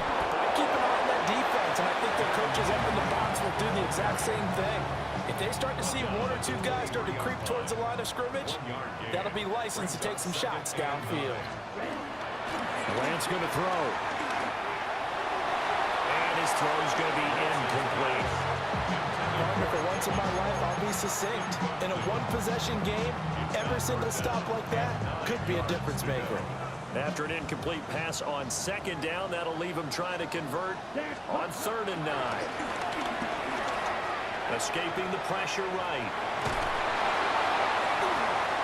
And he's not going to sniff the first down here. He stopped at the 25. He opted to go with a scramble, gets 2 yards, and now it's 4th. Nice call on defense, rolling out the nickel package for that big 3rd down play, and he did an excellent job locking down coverage and forcing him to try and run for it, and he doesn't get there, which brings up a big 4th down call. And they'll go for it. Lance. And it's incomplete. They cannot convert, and they turn it over. So certainly an interesting call there to go for it. And the Raiders with the football now in excellent field position. Apparently they weren't interested in playing the field position game. They opt to keep their offense out there. A big mistake in hindsight. Yeah, that one backfired, and hindsight's always 20/20, but let's call it what it was. We would have first guessed that one and said, don't do it here. Bad situation. I think they need to be closer to midfield before I was going to think it was a good idea. And once you start taking risks like that, you're going to have to keep taking them throughout the game, especially when they don't work. Yeah, at this stage of the second half, interesting. Chandler. And he is going to be stopped cold behind the line of scrimmage. That's going to wind up a loss of a full 3 yards on first down. Here's Chandler again. And he's not going too far. In fact, stopped dead in his tracks at the 3. Call it no gain that time, and now it's 3rd and goal. The Seattle defense, they haven't broken yet. Coming up here on a 3rd and goal situation. Now live. And this is caught. Touchdown, Raiders. K.J. Hamler. A 2-yard touchdown grab. And the Raiders are an extra point away from evening this one up. So a strong drive here to lead off this third quarter. That has them an extra point away from tying things up. And, partner, this is pretty much what they envisioned when they were sitting there in the locker room thinking about getting things going to start here in the third quarter. Getting out there, a field goal would have been fine. But going ahead and scoring here, an extra point away from tying things up, that's exactly how they drew it up on the board. Point after, right down the middle. And that will level the playing field at 17-all.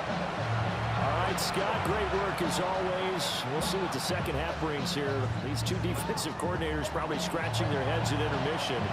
These offenses, they have had their way so far.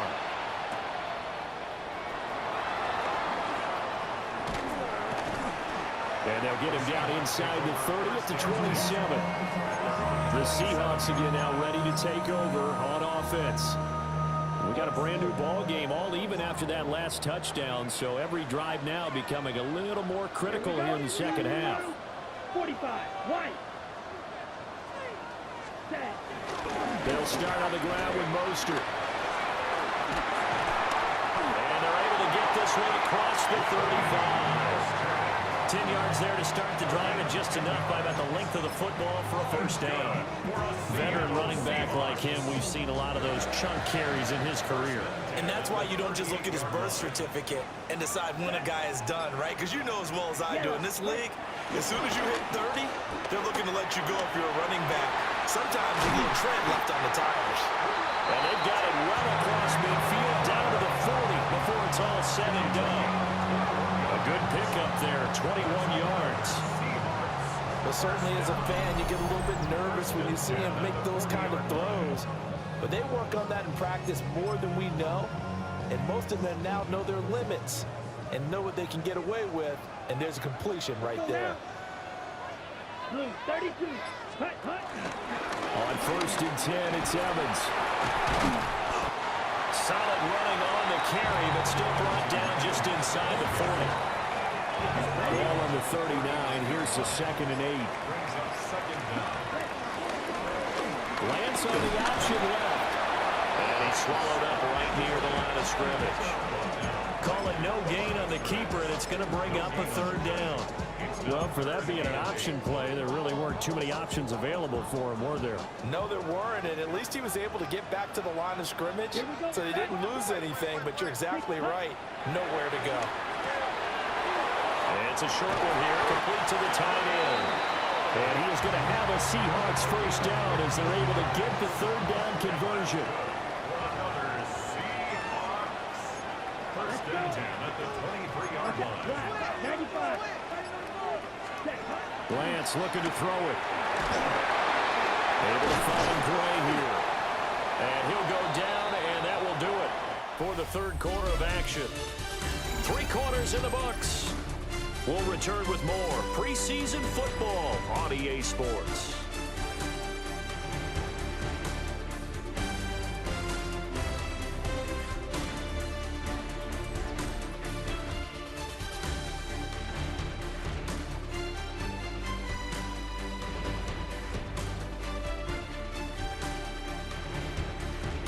Back now in Seattle, Washington.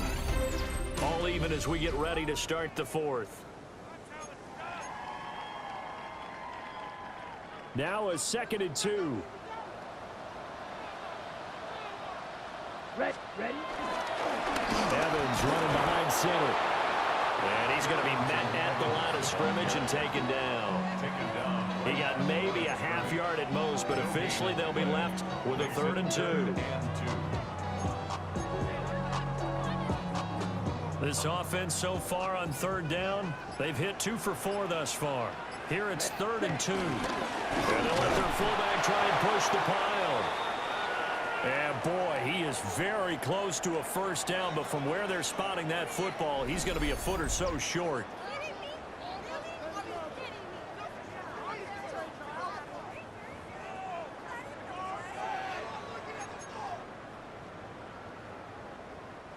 Tie game, 4th quarter, and they're going for this thing on 4th down.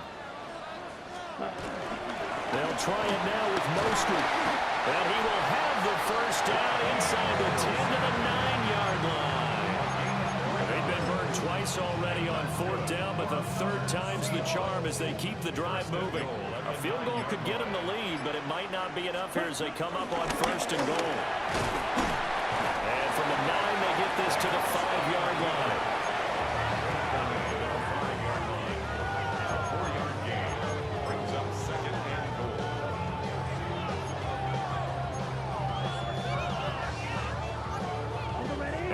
Smack dab on the 5-yard line. Here's 2nd and goal. Come on, set. Ready. And now they'll throw with Lance. And it's caught. Touchdown, Seahawks. Raheem Mostert from 4 yards out.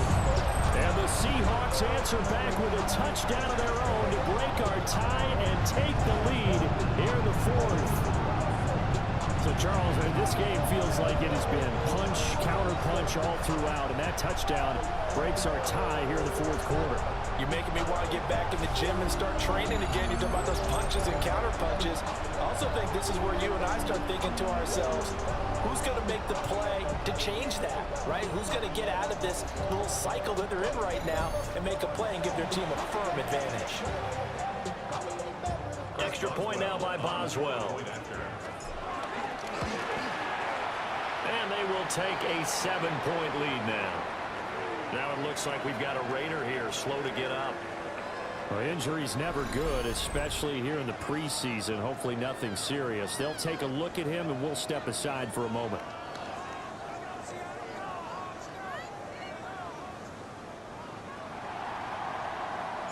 The kick unit for the Seahawks out there on the field, and we are ready to rock. A solid stiff arm. And up to about the 26-yard line, just across the 25. So out come the Raiders. And now, after the touchdown a moment ago, they work from behind in a 7-point game in this fourth quarter. Plenty of time on the clock. Open man Hamler, that's complete. It's going to be a nice pickup, but he also takes a pretty good lick at the end of that one. To throw in his lock. Slant route, and he finds Thornton. Second catch for him today, and it'll wind up a first down. First down, Las Vegas.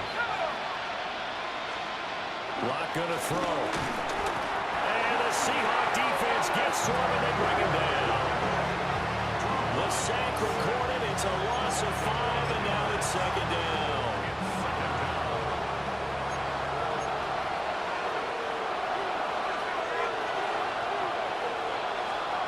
Here's Lock.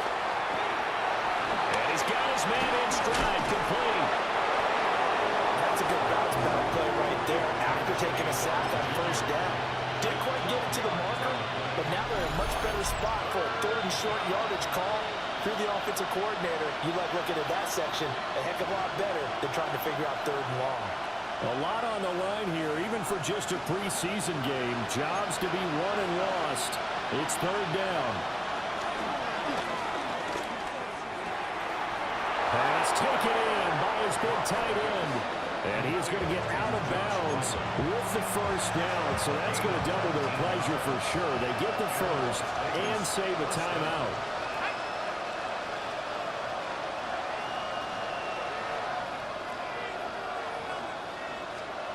Lock.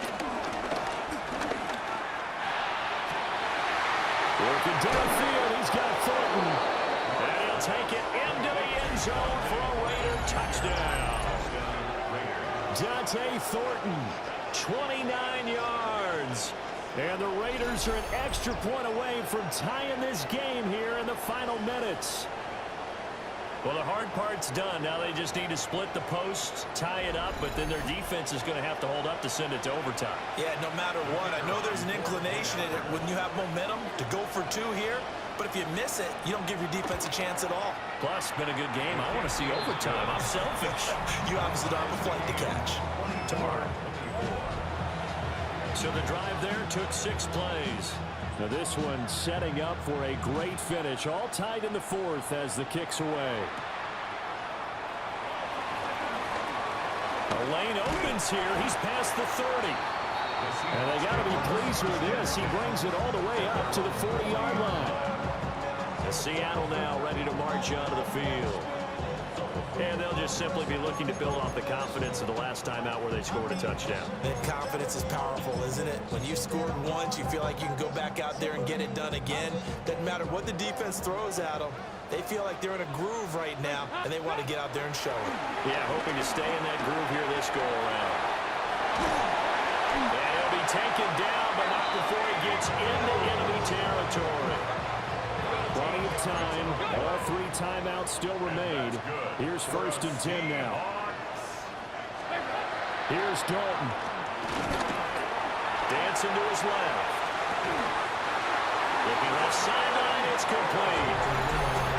The Raiders going to use one of their timeouts. And they'll be disappointed to have to burn one there after giving up the first down. But remember now, no overtime here in the preseason, so in a tie game, this ought to be a fight to the finish.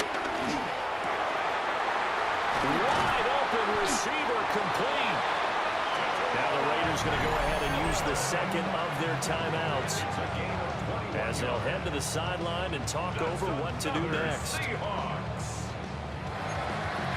First and goal at the 5-yard line. Now 1st and goal. Lance looking to throw. He'll flip this out to Evans. And he will score. Touchdown, Seattle. Darrington Evans, a 5-yard touchdown. And the Seahawks have broken our tie and have taken a fourth-quarter lead.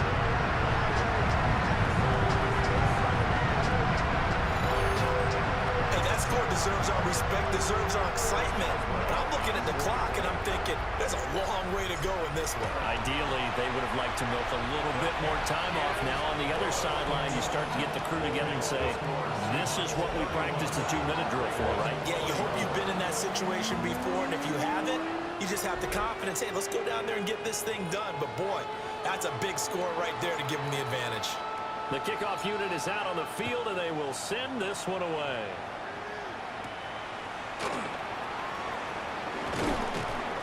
And he's up across the 25 and down at the 28. So the Raiders now down by 7, 1:06 to play. You can't say the preseason isn't interesting. This has been great as they come up 1st and 10.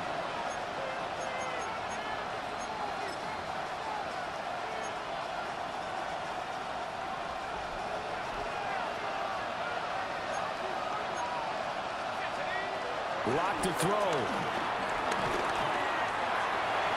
That's to the sideline and incomplete. Work with me, partner. Take a deep breath, because that's what they're doing down the field now. That incompletion allowed them to exhale a little bit. Get in the huddle, kind of scan the crowd, see if any celebrities are here. Relax a little bit as they start this big drive. Throwing quickly there, but it's incomplete. So back-to-back incompletions, now 3rd and 10. And first things first, before you think about marching the ball down the field, you got to move the chains. You're exactly right. Got to get back into focus here. Get the first down. That's what's vital to them.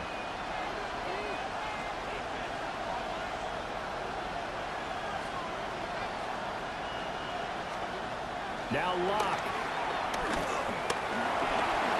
It's a short one here, complete to his tight end.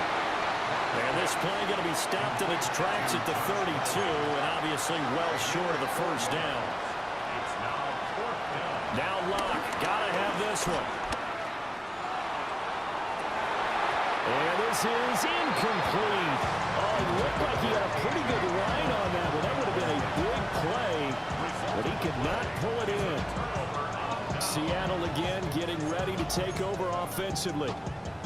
And this one all over but the shouting, you might say. Now, there's one timeout remaining defensively, but probably no real need to use it here. Yeah, the only time they would use it, strictly for pride. That is intercepted. Picked up by Trey Brown. And the Raiders are going to take possession here at their own 33. A seismic shift in momentum here in the fourth quarter. That's the break that the defense needed. And you know as well as I do, people are going to question the play call in that situation. Sometimes you have to question the execution, not necessarily the call. And in this case, those defenders found a way to give their team a chance. Now the Raiders offense, they get set to head back on the field. We have seen a lot of points here in this quarter. For us up here in the booth, it's been fun to watch. The defensive coordinators probably scratching their heads. Yeah, they're going a little bit crazy right now. But let's face it, all of our friends who play fantasy, they're enjoying the heck out of this show because most of them are creating and getting a bunch of points. Yeah, points certainly not at a premium here. Incomplete, but a penalty flag is down in the backfield. Let's get the call. They were looking to throw, holding on the big right tackle. That's real simple, partner. Keep your hands inside in the chest area. You're probably okay. You get it out on the shoulders, get them wide. Usually going to pick up a holding call. Nifty move. Now the Raiders going to burn their third and final timeout as they get it with 26 seconds to go in the football game. Here's Locke. Room past the 35. And he's brought down at midfield. So the first play of the drive, not only do they get the first down, but a big chunk of yardage. And looking pretty good here. And he'll get up and spike it with 11 seconds remaining. They'll try again here. 2nd and 10.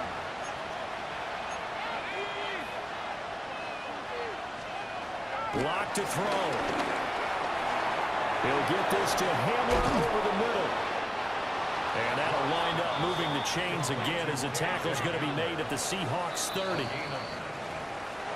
What a game we were treated to in this one. And on that final play, they had a chance. They had the ball just beyond midfield for one final shot, but couldn't get it done, and they suffered a loss. Yeah, and you mentioned how they had a chance on that final play, and getting into midfield gave them that opportunity, hoping they could find their way to the end zone and make that miracle happen. A really good ending to an entertaining contest, though. So that'll do it for us. For my partner, Charles Davis, and all the hard-working men and women on our crew, I'm Brandon Gaudin. You've been watching the NFL right here on EA Sports. It's a win for the Seahawks here as we say so long from Seattle.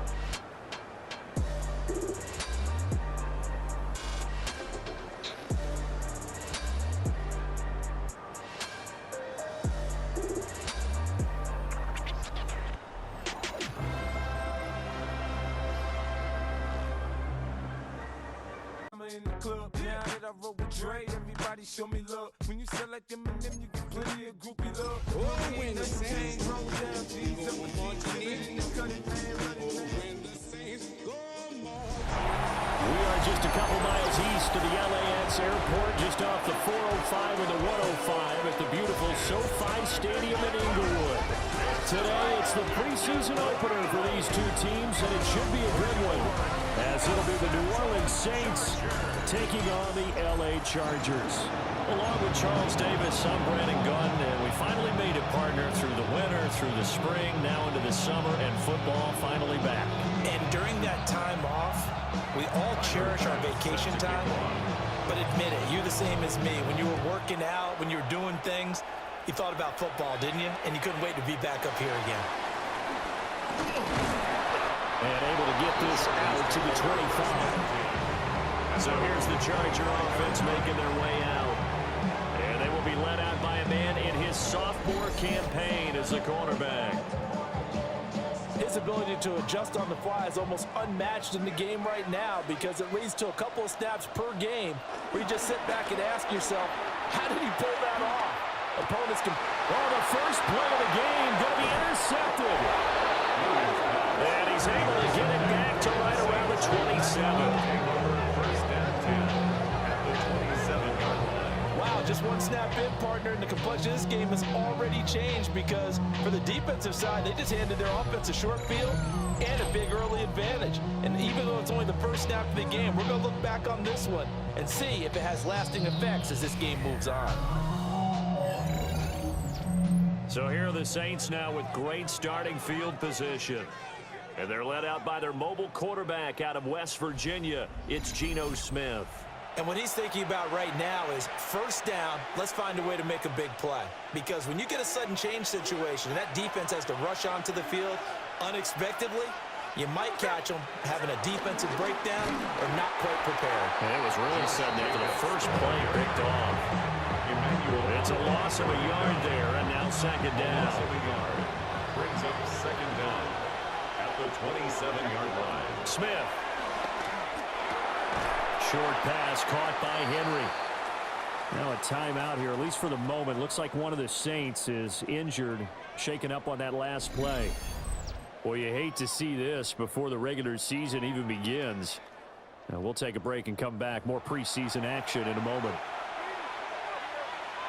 The chance of wasting this great starting field position, a real threat. This is third and long.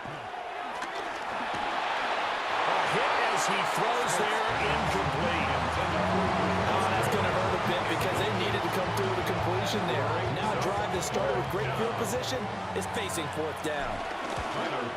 And he missed it. It's no good. And this will remain a scoreless game. Everything looked good. Good snap, good hold. Sometimes, though, the ball just doesn't want to go where you want it. And this one winds up no good. The Chargers get set to go here for their second drive.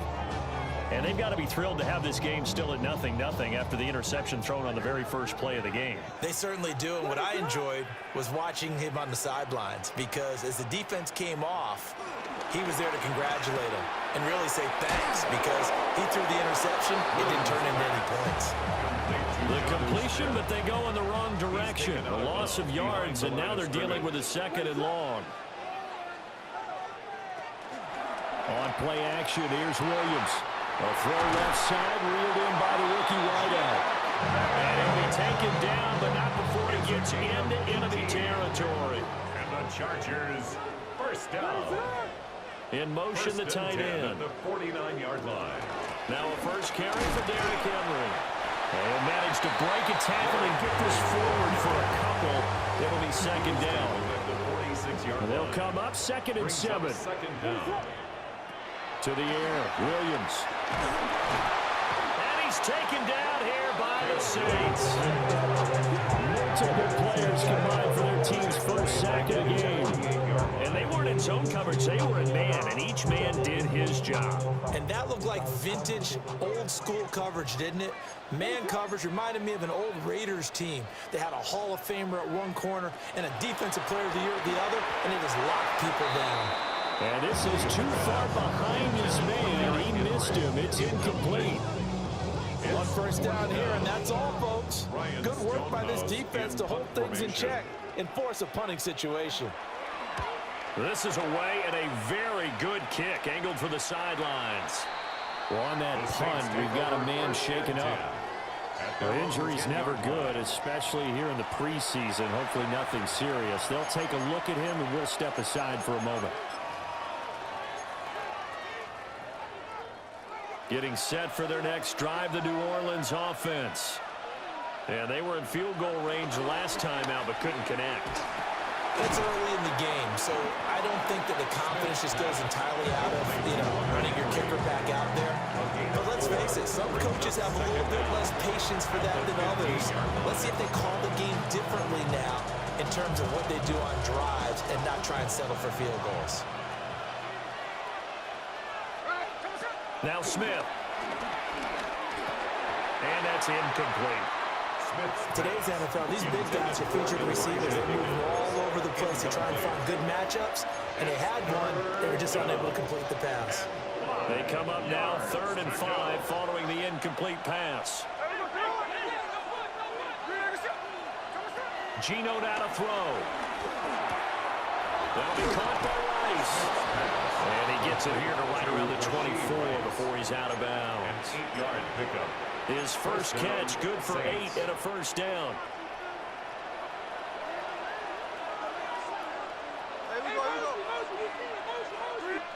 Throwing is Smith. To the left side, finds his receiving hole. And they work this well upfield across the 45. That good for 21 yards on the catch and run. And it's a real luxury when you have a guy who can turn a short throw into a solid gain at any moment.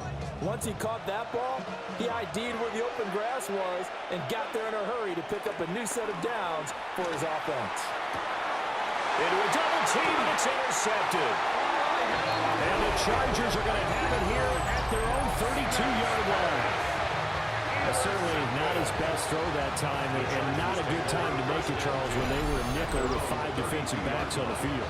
And that's exactly why you have those 5 DBs out there. You want extra speed on the field, guys who have ball skills and understand what the passing game can do, and gives them a chance to react and make a play on the football, and they take one of those away. They'll start on the ground. It's Derrick Henry. Runs over him. And he'll be taken down, but not before he runs it past the 50. The drive starting play, a good one. Give him 19. Veteran running back like him, we've seen a lot of those chunk carries in his career. And that's why you don't just look at his birth certificate and decide when a guy is done, right? Because you know as well as I do, in this league, as soon as you hit 30, they're looking to let you go if you're a running back. Sometimes there's a little tread left on the tires. Defensively, pulled it forward with a tackle there. What an advantage having a lead guy in the middle of the defensive line, because not only does he take up the space and let the linebackers run free, but can also make plays himself, as we just saw there. And he stopped immediately there. 1 yard and now no yards. Have him looking up at a 3rd and 9 situation. Absolutely love the effort there. The ability to flow from his inside spot and stop that one at the line of scrimmage. Nice linebacker play. No score after one on EA Sports.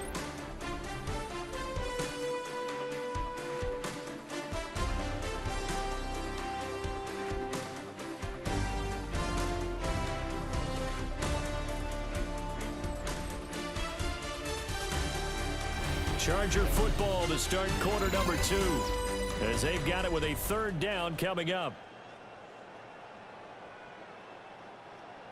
They'll come to the line here needing 9 yards to pick up the first. Now it's the backup Mariota. And he'll be hit as he releases it, and that'll fall incomplete. On fourth down, Ryan Stonehouse on the punt.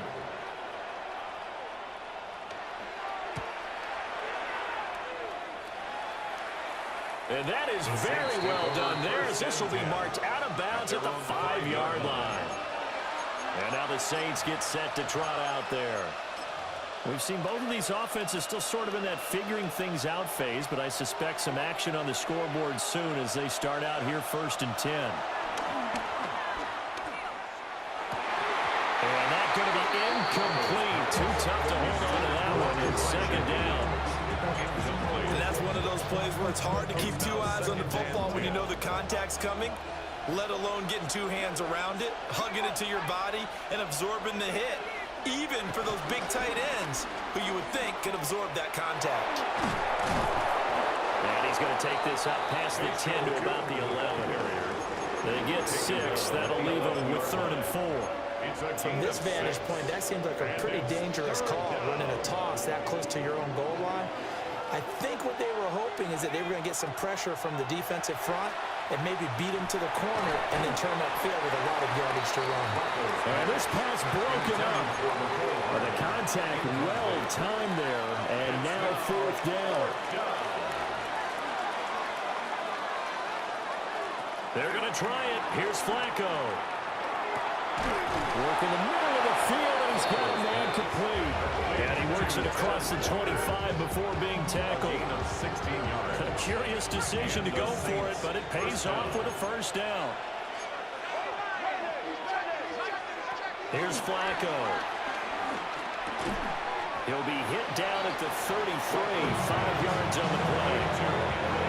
From the 33, here's a 2nd down and 4. Brings up 2nd down at the 33-yard line.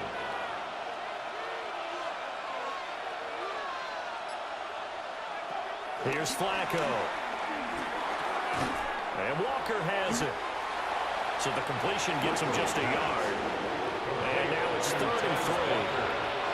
Coming up here looking for 3 yards to pick up the first.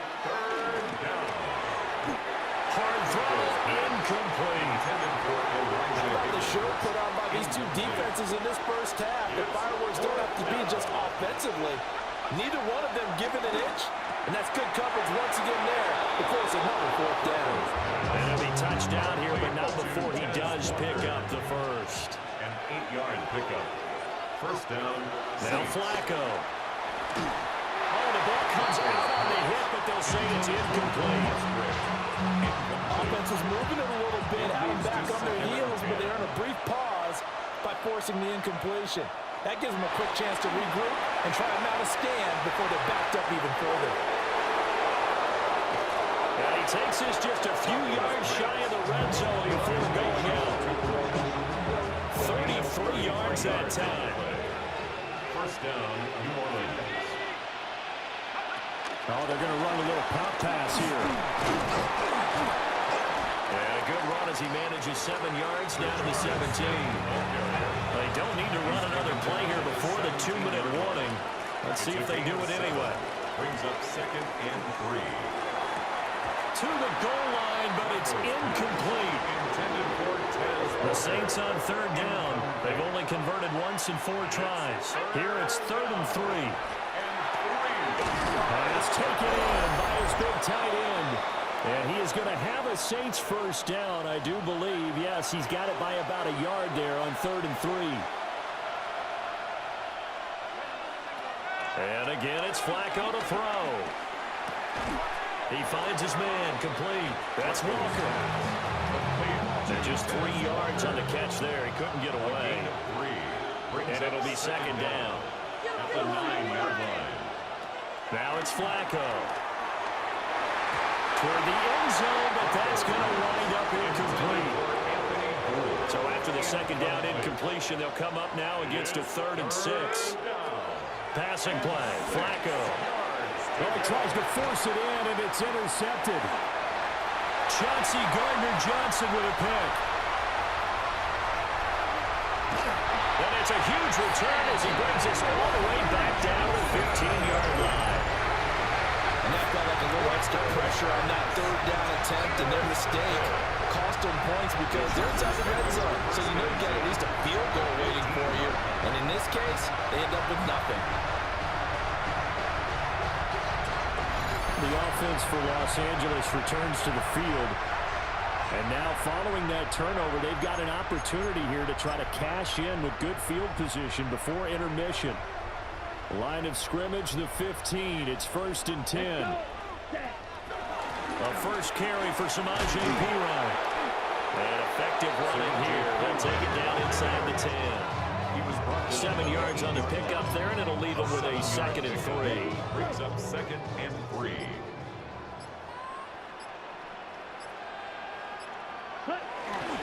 First carry of the game for Brian Robinson.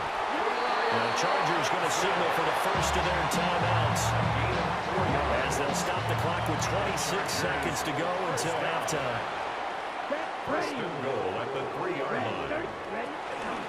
Robinson going to be stopped before he can get moving forward as he'll lose a couple back to the 5-yard line. Now the Chargers will use the second of their timeouts. So that means they're down to 1 remaining here as we head toward halftime. Let's go now. From the shotgun, it's Mariota. And he is going to go down back at the 11-yard line. Chargers going to use their 3rd and final timeout. So as they talk it over, we step aside.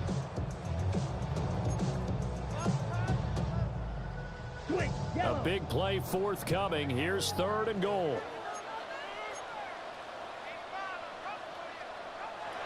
Mariota to throw it. And pressure coming, and they got him once again. A nightmare on 3rd and goal. He's sacked, and multiple players broke through the line to get him. So all zeros at the half. Time for our halftime report. Here's our buddy Scott Hanson.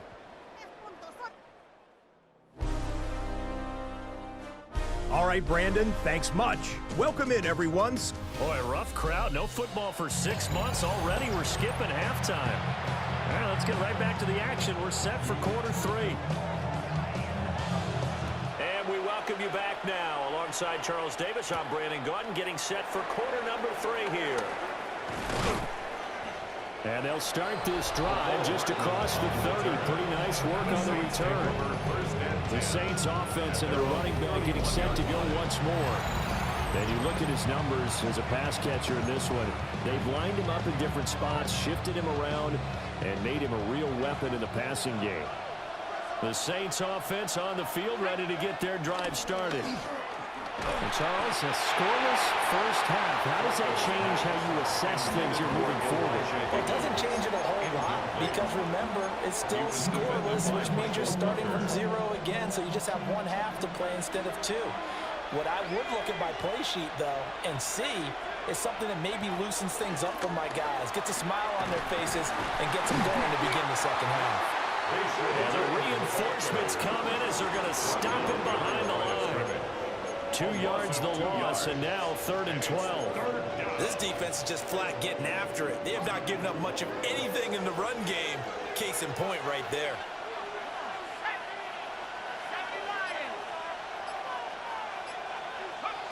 Operating out of the gun, Flacco. Well, this pass broken up. Excellent coverage there on 3rd down, as that was not an easy one to hold on to. This offense 2 for 2 converting on these thus far, so why not try again here on 4th down? They'll go for it. Taking a deep shot here for Hardman. And it's knocked away and incomplete. A surprising move to go for it, predictably, at least somewhat predictably, it doesn't pay off. And the Chargers will get the football back in excellent field position. And he's going to be met at the line of scrimmage and taken down. Jamin Davis there to bring him down. Play brings up second down at the 28-yard line. Straight ahead, it's Robinson. And good running, going to get this down close to a first at the Saints' 20-yard line. A field goal would get them the lead, but that's not what they're shooting for as they come up on third down. Robinson will try to pick it up. And the second wave of tacklers is going to get him as they stop him behind the line. Zach Cunningham On now is Andres Borregales to try the field goal. From the right hash, it's a 41-yard attempt. Oh, they get to the football, and it's blocked. Now it's scooped up, and this is a live football. We've been at enough practices, and how many times have we stood on the sidelines and a unit goes out to kick a field goal and hear the special teams coach say, make sure you protect. First thing, protect. And here they give up a block. Yeah, especially in a tight game like this, tied second half, this is when execution is so key. They go over everything in the huddle. The last thing you're going to hear everywhere, make sure you protect. That didn't get done. Look at this, a tight end carry. And this will wind up a Saints first down as good running gets him to about the 44. Johnson there on the tackle. A gain of 11 on the play. And the Saints To pass, Flacco. Throwing for Smith on the out route, and it's caught. And taking it across midfield and inside the 45. Still in search of their first touchdown of the game, but they're on the move. 1st and 10. They'll roll him out right. And he'll go out of bounds after taking it a little further down inside the 40. So from the 37, here's 2nd and 4. 6-yard pickup brings up 2nd and 4. Here's a give up the middle. And he's going to get it down to the 33-yard line here. 4 yards the pickup, first down. Now, we all know that an offensive coordinator quarterback, they're aligned at the hip. But when you've got a runner who can get you that kind of yardage, that guy's invaluable. He's got Higgins over the middle. So give him 5 yards there on the pitch and catch. And it's second down. A 5-yard gain brings up second down at the 27-yard line. Now Flacco. Rifles one, and that's going to be intercepted. And the Chargers are going to have the football here at their own 35-yard line. Thought he had the pick. Flag comes in for PI, so cancel it out. Interference. Oh, the killer for them. Thought they had a nice play. Instead, they'll be marching off yardage against them. Setting up to throw, Flacco. Touchdown, Saints. From 8 yards out. And the Saints take the blocked field goal and convert it into 6 points.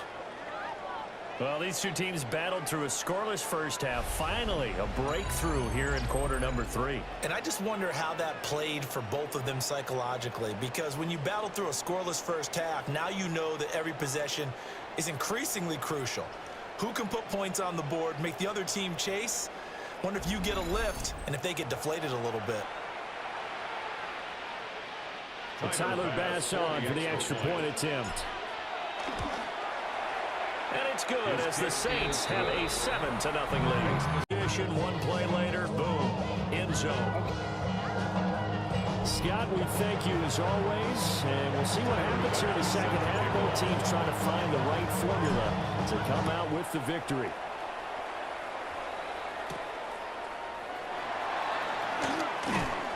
And the tackle going to be made right there at the 25-yard line. The Charger drive about to get going. Last time they had a little bit of a special teams breakdown. That field goal was blocked. Yeah, and everything has to be precise in the kicking game. Snap, hold, kick.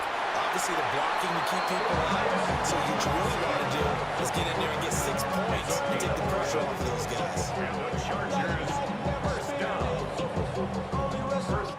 3 quarters have come and gone.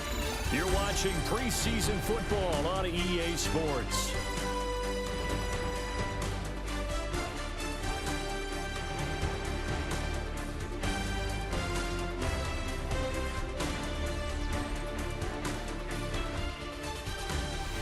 now at SoFi Stadium in Inglewood. It's Charger football, but they trail here as we get going in quarter number 4. Line of scrimmage, the 37 on 1st and 10. In motion right goes Johnson. They go play action. Mariota. And he slips up past the 45 before being tackled. The drive continues as they search for a tying touchdown. Here's 1st and 10. Now Mariota. Middle of the field, it's Robinson. And they get to him after a gain of 6 to the 46. This 2nd and 4. Here's Mariota. This one into the hands of Burton. And this is going to be another 1st down as the tackle's made at the Saints' 27-yard line. The Chargers passing game rolling a bit here. They've got another 1st. 1st down. 1st and 10 at the 27-yard line. They'll throw again. Mariota. The throw left sideline falls incomplete. Now a 2nd and 10. Brings up 2nd and 10. Ready. Blue 30. Hut. Go. Ready. To throw is Mariota. This one complete to Burton. That'll leave them with a 3rd and 2 coming up. They got 8 yards there. They'll come to the line, needing only 2 yards to gain the 1st here. Trying for it with P-Ryan. But he will have the 1st down before he's tackled at the 12. And the Chargers 1st down. 1st and 10 at the 12-yard line. Again, here's P-Ryan. And he'll take this one inside the 10 down to the 8. It's a gain of 3, and it'll be 2nd down. A gain of 3 brings up 2nd down at the 8-yard line. Robinson up the middle. And he'll be brought down right on the edge of the goal line at about the 1-yard line. 7 yards on the pickup there, and now they've got it 1st and goal. And the Chargers 1st down. 1st and goal at the 1-yard line. Robinson will take this into the end zone for a Charger touchdown. We are set up for a fantastic finish now. A 4th-quarter touchdown here. We're an extra point away from a tie football game. And I know they're thinking about possibly going for 2, but I'd go ahead and kick this one and just get it back to level.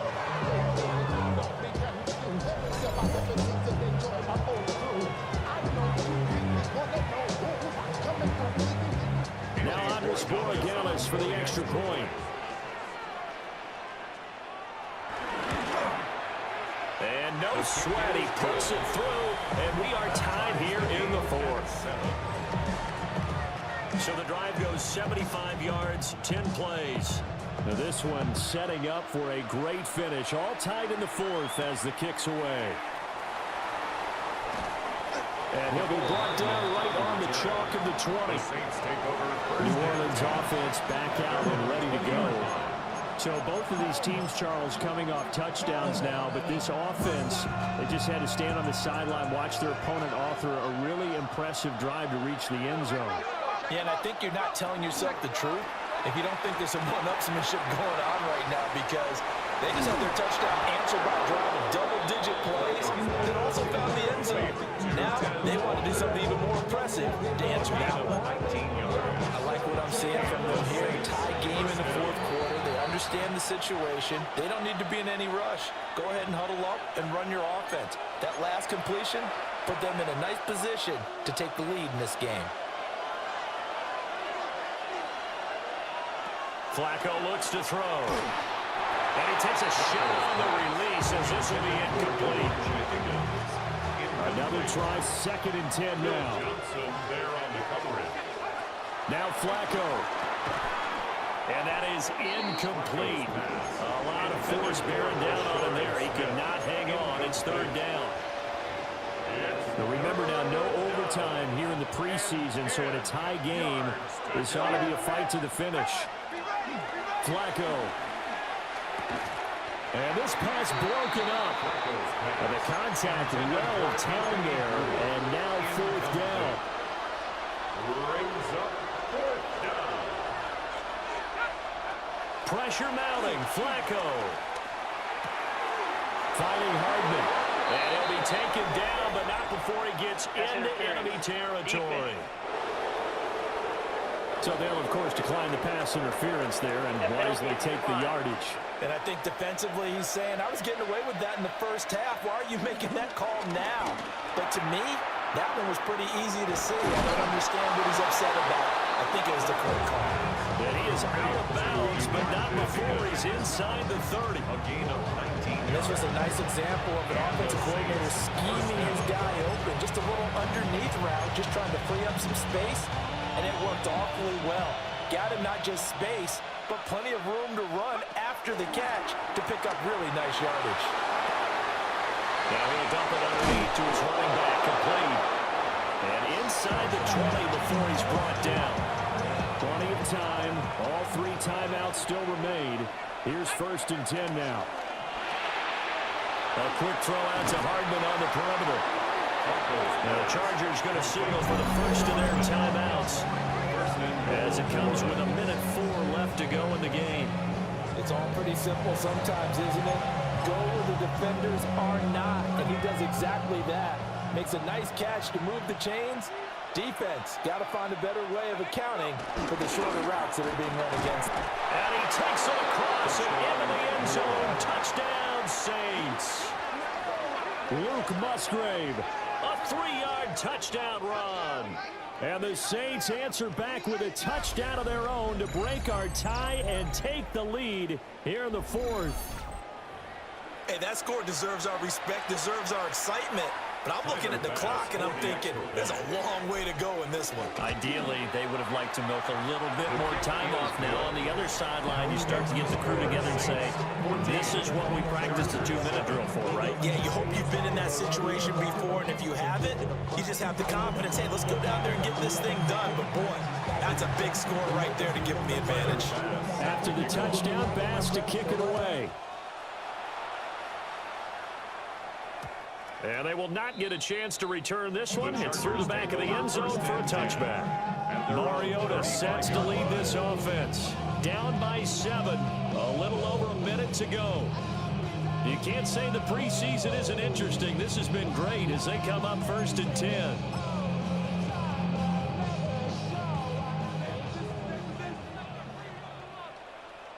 Come on, set, ready. To throw, Mariota. Dropping it off underneath. Here's P. Ryan. Here's a 2nd and 7. A 2-yard gain brings up. Here's Mariota. He can't get a throw off. He's taken down. What a huge play at this point in the game.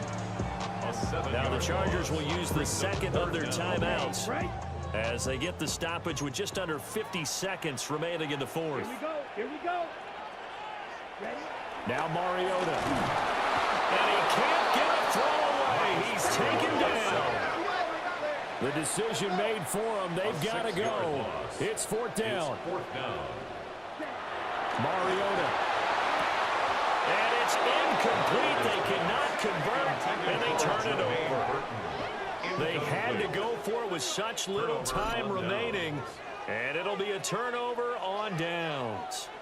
And he'll have a tough time living that one down. It's one thing, Charles, to drop a pass. It's quite another to drop it on 4th down. And so many teams work on that in terms of locking in on those key downs. You know, you and I have both been to practices where we've seen, hey, 3rd down situation, big 3rd down alert, lock in here. 4th down play, make sure you focus just a little bit extra. It didn't pay off in that situation. And incomplete, a drop there in the middle 3rd of the field. That'll bring up 2nd down. Plain and simple.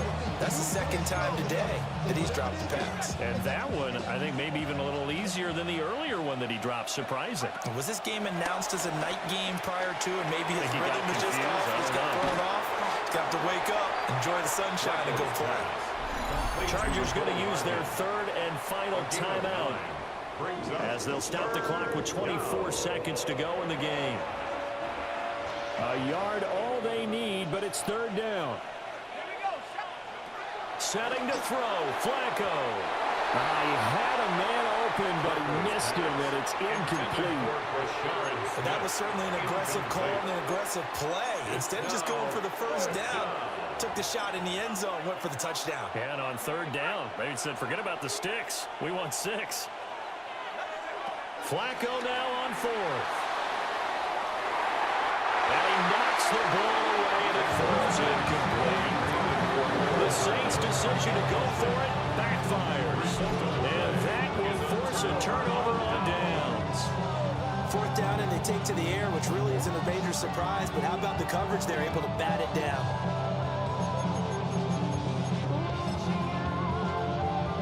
Here's 1st and 10. Ready. 45. Ready. Here's Mariota. That'll be incomplete as the clock will stop with 14 seconds remaining.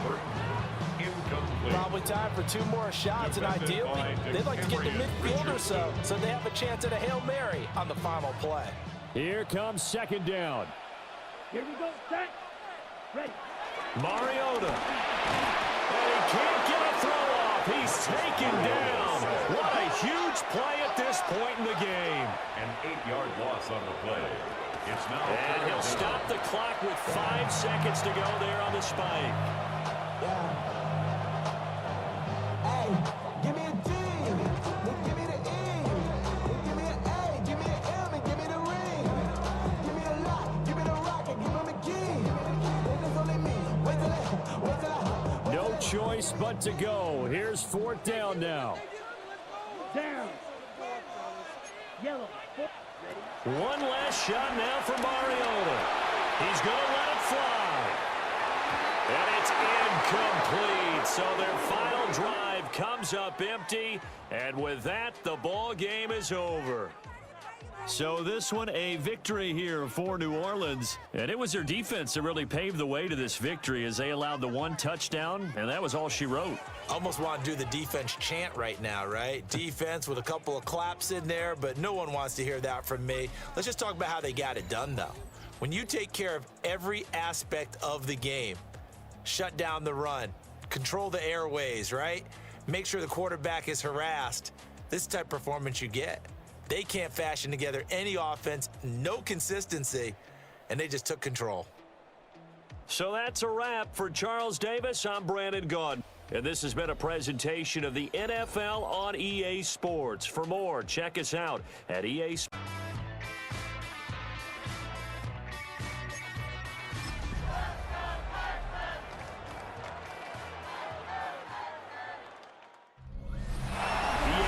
Coverage of the National Football League is on the air.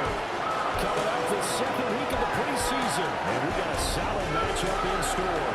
As it'll be the Carolina Panthers taking on the Houston Texans. Brandon Gaudin, Charles Davis, happy to be back alongside you. And I'll tell you what, yes, it's just week 2 of the preseason, but now they've got 1 game under their belts, and a lot of guys trying to prove some stuff down on the field here today. Not only that, these coaches like to win, and I used to think it really didn't matter who won in the preseason. Then I watch some of those shows that the NFL does, and you see the coaches in preseason after a loss jumping all over their guys. So I learned one valuable lesson. Wins and losses count no matter what time of year it is. So here are the Panthers now for their opening drive. And getting the nod here in the preseason, big opportunity for their rookie quarterback. For every rookie prospect, there are always nerves involved in this moment. Running your team out to start a game. But there's a reason they brought him in. We're willing to make him their starter today. They believe he can overcome those nerves and lead his team to a victory. We saw him do it at the collegiate level and really make himself into a leader and someone you can envision doing the exact same thing here in the NFL. 2nd and 10. At the 26-yard line. They'll keep it on the ground. It's Turner. And nowhere to run on the interior of that defensive line. He'll get back only to the line of scrimmage. So trouble already here on their opening drive. This is 3rd and 9. Passing. It's Dalton. Able to find the open man. That's complete. And he'll be taken down, but not before they work it across midfield. It's a gain of 26 as they pick up the first down in the process.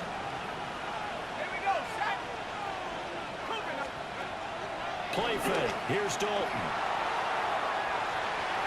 And the defense has it covered. It's intercepted. And he'll take this across midfield and inside the 45. They may have thrown the interception, obviously less than ideal, but I think they also sent a message that they're going to push the ball downfield in this one. Yeah, not afraid to take their shots right away, huh? What was that, like a 9-9-9 route? 9 meaning go? Just went ahead and went for it. Didn't work out so well because it certainly appeared the defense was prepared. But I'm with you. Okay, so it didn't work this time. Doesn't mean we won't try it again later. So out come the Texans in great starting field position. And a look at a guy, definitely got a little razzle-dazzle to him. Can do it with his arm or his legs. Their mobile QB. I tell you what, when he is on schedule for that week, secondaries take notice because you've got to stay alert back there on every snap. A truly powerful arm, one is capable of charging any level of the defense on any given play. That's why so many scouts preach arm time when preparing for the NFL draft. A quarterback with arm strength to make every throw in the book, he's an asset to have in any offense. From the 38 now, here's a 2nd and 5. Cougar 19. Again, it's Jackson as he'll stay on the ground. And that one opened up for him well as he'll take this down to the 26-yard line. That's good for a Texan first down, a 12-yard pickup. Well, there's plenty of real estate for him to maneuver on that run, and let's face it, it shouldn't be a surprise. He's one of the better backs in the league. Had to come into this game with the idea, slow him down, otherwise it's going to be a long afternoon. And he'll go out of bounds in the red zone just inside the 20. And that's good for him.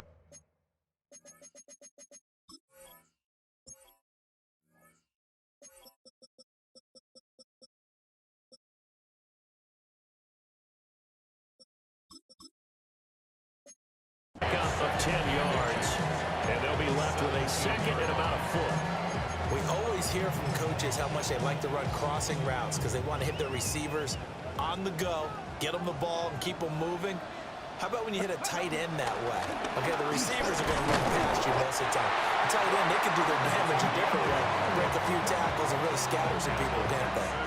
So the ball down to the 16 here for 1st and 10. Throwing, Vic. This will be caught by his big wide receiver. And he's in. Touchdown, Houston. A 15-yard touchdown Brown. And the Texans use the early turnover to get on the board first here in this one. Brandon, what we just saw there were two guys who were in sync. The person delivering the ball, but especially the person running the route. Tremendous job. It results in a terrific play.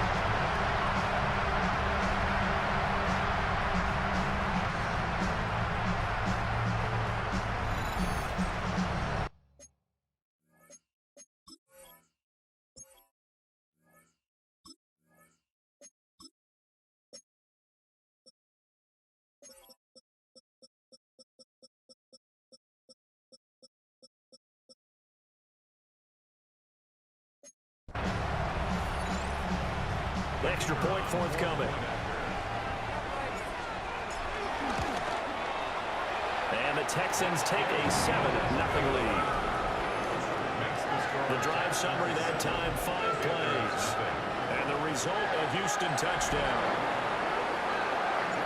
Out is the kickoff unit as they run up and send this one away.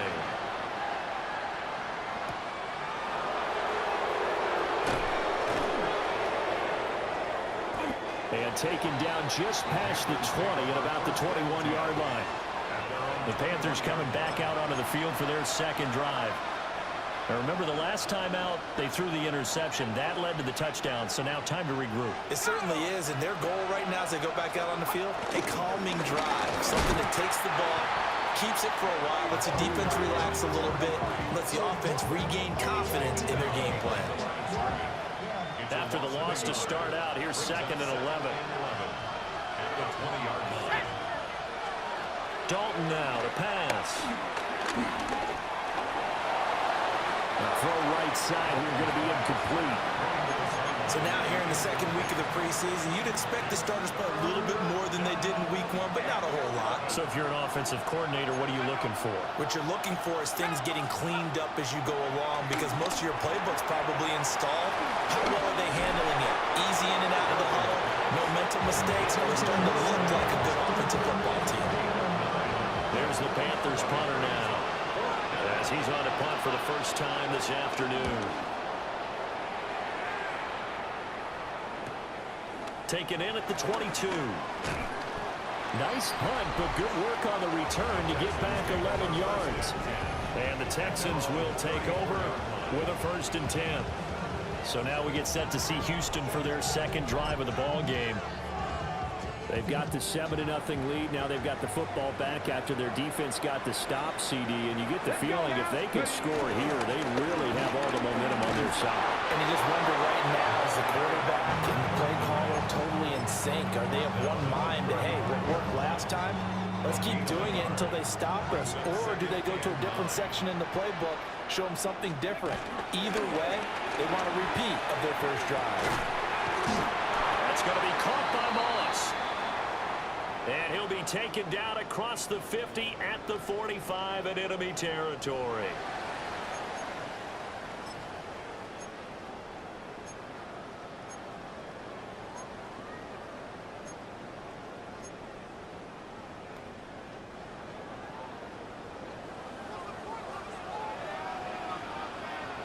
Off the play fake, Vic.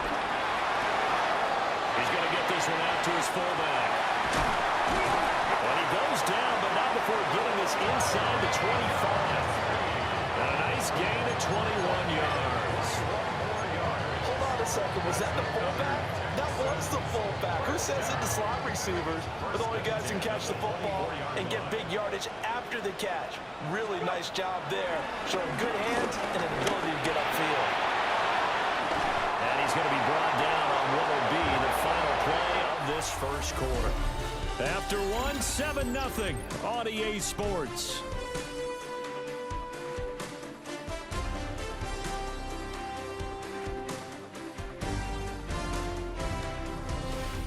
Ready for the second quarter from Houston. It's the Texans in possession of the football, as they've got it with a 1st and 10.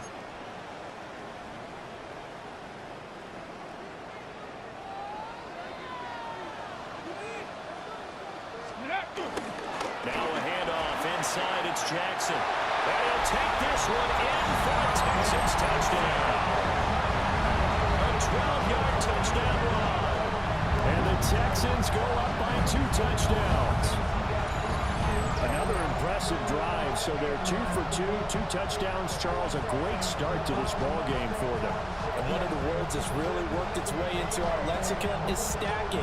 They've stacked momentum each time out, not only on offense. Between those touchdowns, defense held, forced to punt to get the ball back, and they played awfully well in this one. Both sides playing at optimum level. Point after, right down the middle. And that'll make the score 14-0. 5 plays there on that drive. And it was capped off by a 12-yard touchdown run. The kickoff unit is out on the field, and they will send this one away.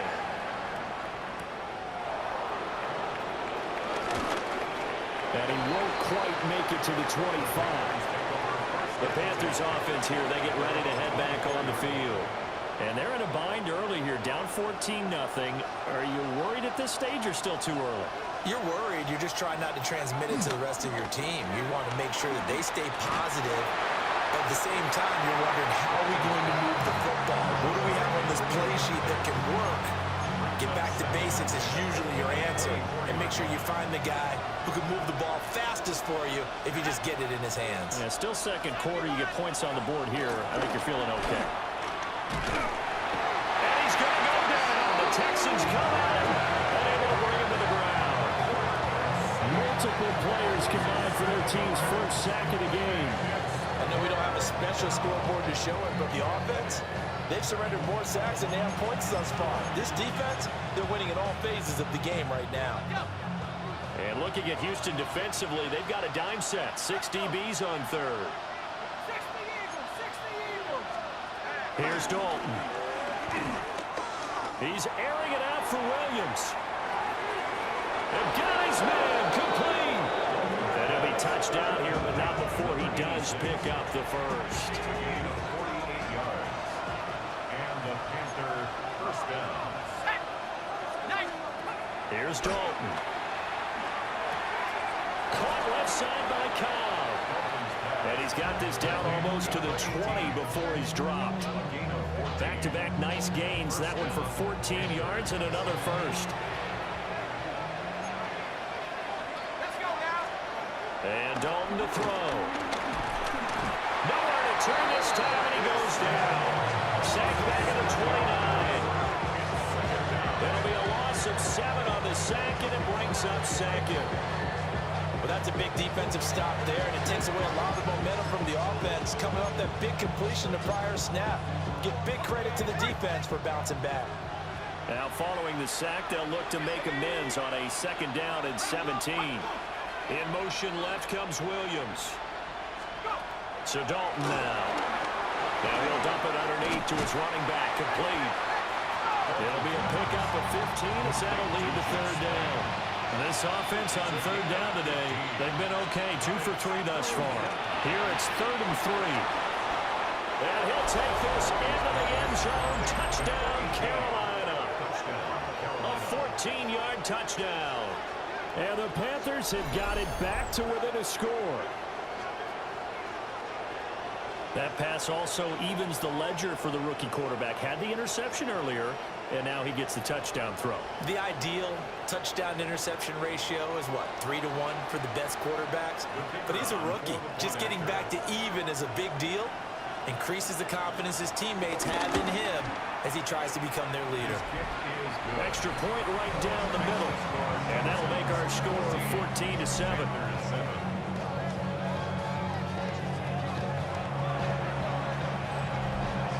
This game back within a touchdown now as the kickoff's away.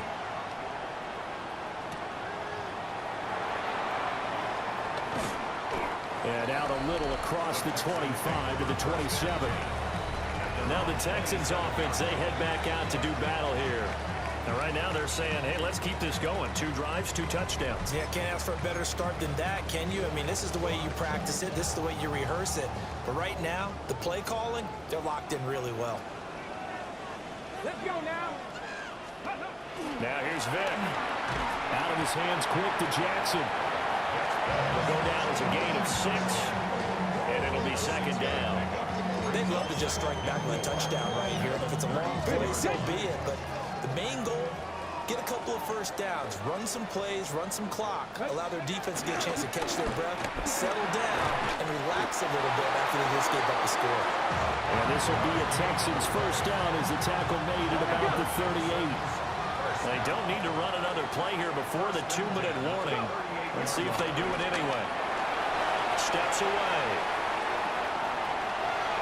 And he'll take this to the other side of midfield before going out of bounds. Opted to run for it. The decision a good one. Picking up the first, getting 14 yards on the scramble. We've hit the 2-minute mark of the 2nd quarter. 14 to 7.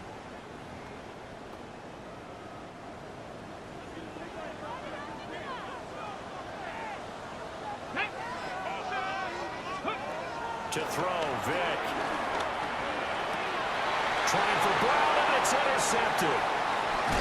Picked off by the Michigan man, Jabril Peppers. And the Panthers are going to take over a couple of yards shy of midfield. Well, this was a 14-0 game not too long ago. Things were looking pretty good. Then you give up the touchdown on the last drive. Now the interception. So that's a lesson in trying to stay vigilant, isn't it? You have to stay on top of things. Can't relax too much because, as you noted, things change. Now they've got to go out there and get a spark going again and try and slow down this comeback. Carolina getting set to take the field. They start near midfield following the interception as they begin 1st and 10.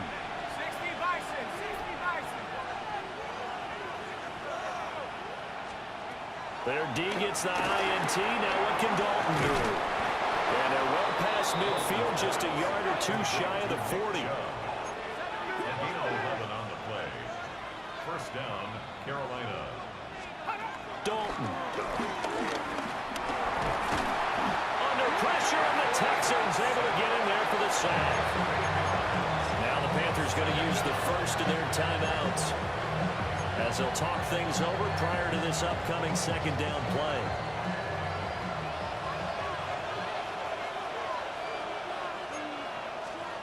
Andy Dalton. Underneath, he's got Olsen. And there's a completion to the tight end. And look at the size of these players nowadays. At that spot, 6'4", 6'5", and up. A lot of guys used to be basketball players, somehow came back to football. And that's really good for the game of football. They get better athleticism, great hand-eye coordination. Guys who know how to control their bodies when they run their routes.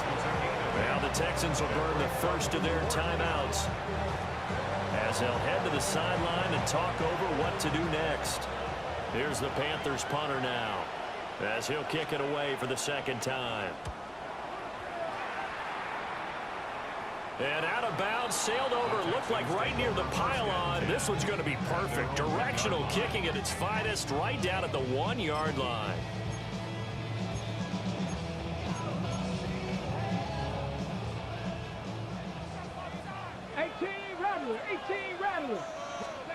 They go back to the air here after the INT on the last drive. He's got a man, complete. Still going inside the 20. Touchdown, Houston. Geno Smith, 99 yards. And the Texans are able to strike quickly to add on to their lead. So how about that for a backbreaker? Again, 99 yards. And how about the audacity of the play call? When you're backed up that close to your goal line, usually you're just trying to run some type of a wedge play, a quarterback sneak, a dive, anything to try and create some room and take care of the ball. But that's confidence in your offensive line that they'll protect the guy throwing it, and he finds his guy for 99 yards. I love what they just did. Extra point splits the uprights, and it's now 21-7. The kickoff team on the field now as they will send this one away.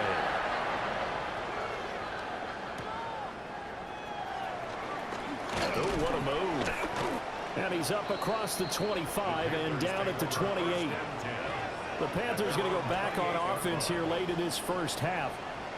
And with a little under a minute remaining, they may try to put something together here just to try to cut into that deficit.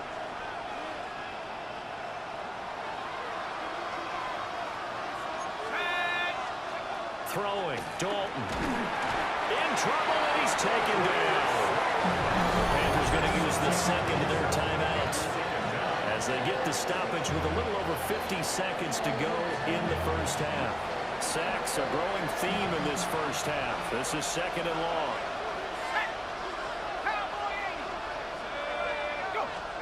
Now Dalton. He's got it over the middle to Jeff Swain. Now the Panthers going to signal for their third and final timeout as they get the stoppage with just under 50 seconds remaining in half number one.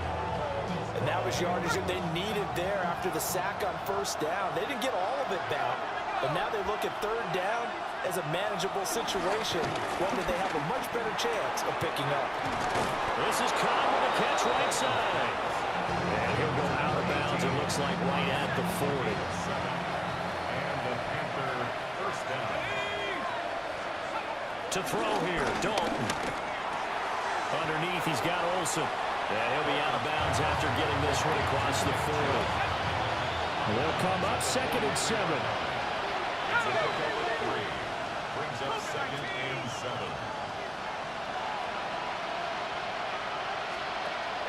Play action now, Dalton. Buying time to his left. He'll end up getting 5 out of that, but now they're looking at third down. They'll come to the line, needing only 2 yards to gain the first here. Third down from the gun, Dalton. And he is caught. And he is going to have a Panthers first down by about a yard as they're able to convert on 3rd and 2. First down, Panthers. They'll look to throw here on first down. He's going to look deep down the field. Oh, everything falling apart now. Another one intercepted. And the Texans will have the football as this is taken out past the 30. I'm sure as a rookie, even though this is preseason, Charles, interceptions, you got to eat at you quite a bit. They certainly do, but here's the problem that he's confronted with. He's not the high draft pick. He's not seen as the next guy. He's got to prove himself to everyone and get noticed. So maybe instead of taking the safer throw, you press it a little bit. Try and push it downfield, try and fit into a tight window, and sometimes interceptions result.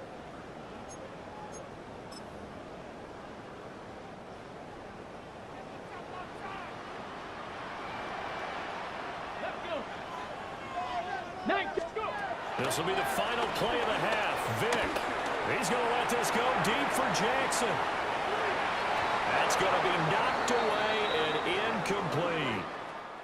So halftime straight ahead. It is time to join our good friend Scott Hanson. He's got our EA Sports halftime report. All right, Brandon, thanks much. Welcome in, everyone, to the downtown Orlando studios. Scott Hanson and crew with you for a short and sweet halftime, as this game's had a little bit of everything to it. We'll find out which side can establish some tempo in the third quarter as we're ready to kick off the second half. Back out to our commentary team, Brandon Godden and Charles Davis.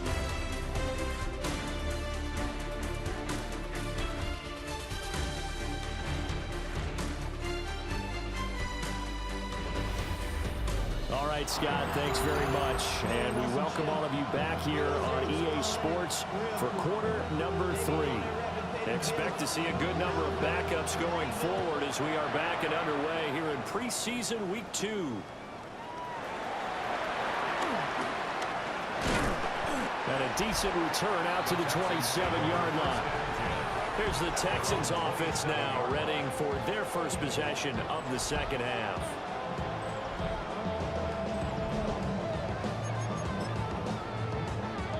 Looking to put a drive together. And now the first throw for the backup quarterback. Looking middle, and it's incomplete. Looked like they had an opportunity for a big play across the middle, but he didn't have the concentration or the focus necessary and dropped it before he could haul it in. To throw is far. Oh, he's got a man wide open, complete. Touchdown, Houston. A great play there. 73 yards. And the Texans come right out of the locker room and score here in the opening minute of the third quarter. I think if you pulled defensive backs, they would say the corner route, take that out, make it illegal, because that is so hard to recognize and so hard to adjust, because your first move is to not get beat in the middle of the field. And that's how they move you first before they break off to the corner. But then as a wide receiver, great job. It's tough to turn those upfield and go, but he did a great job right there. Really good balance, really good body control, and how about the end result? A touchdown.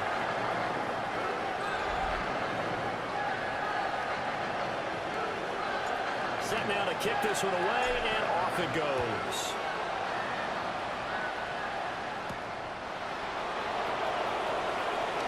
And this return going to come to a quick end as he is belted at the end of that one.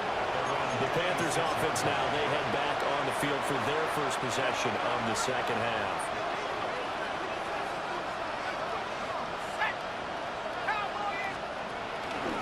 They start on the ground. It's McCluster. And the second wave of tacklers is going to get him as they stop him behind the line. First play of the drive goes the wrong way. Here's second and 12. Brings up second and 12 at the 23-yard line. Now Clemens. And he drops it incomplete. And their struggles continue here. This offense in desperate need of a conversion as they come up on third down. Here's Clemens. It's a short one here, complete to his tight end. Calling a gain of a yard, and that's going to make it fourth down. Here's the Panthers punter now as he's on to kick it away. It's taken to the 26. Nearly a huge return, as it is still a very good one. 24 yards.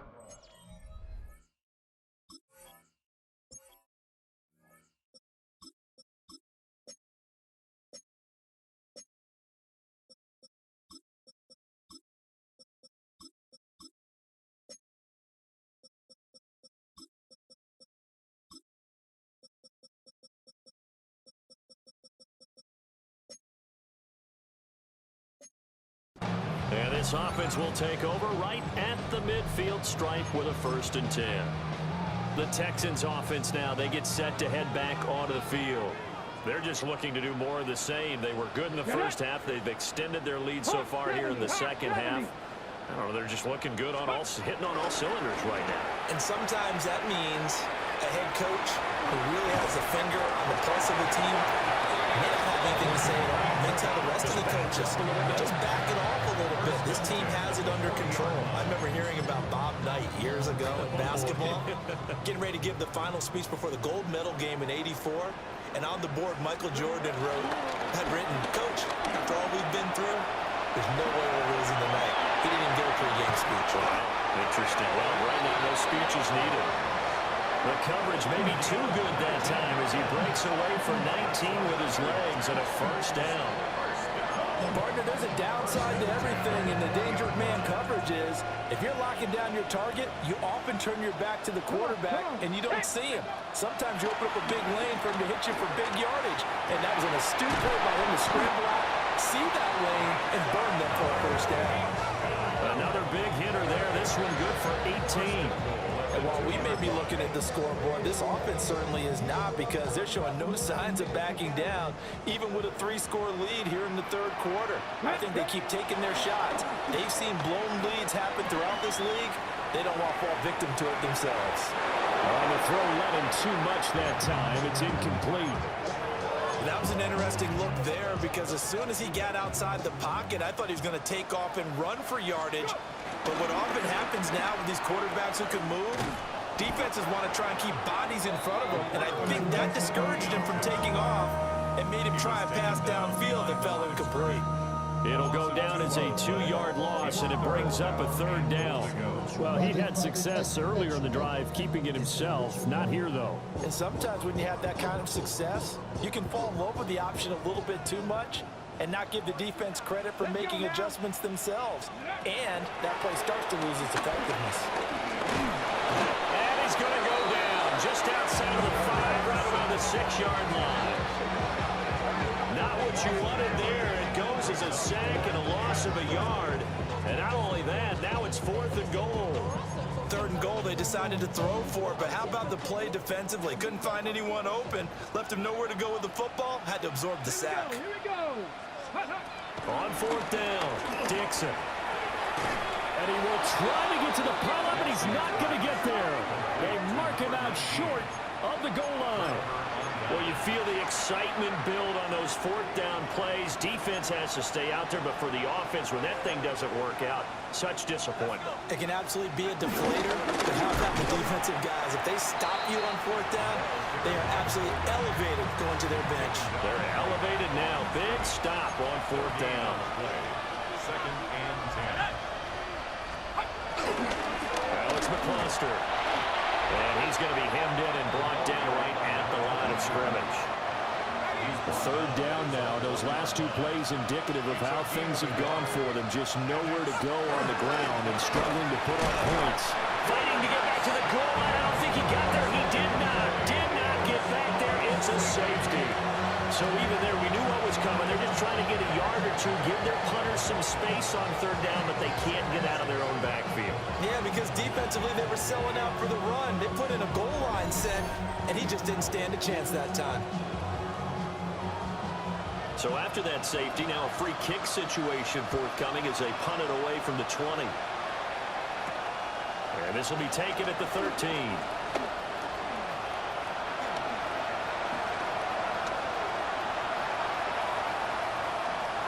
And he will score. It's a touchdown. A great effort there. Ready for the regular season with his second touchdown of the game. And the Texans will add on to their lead here in the final minute of the third.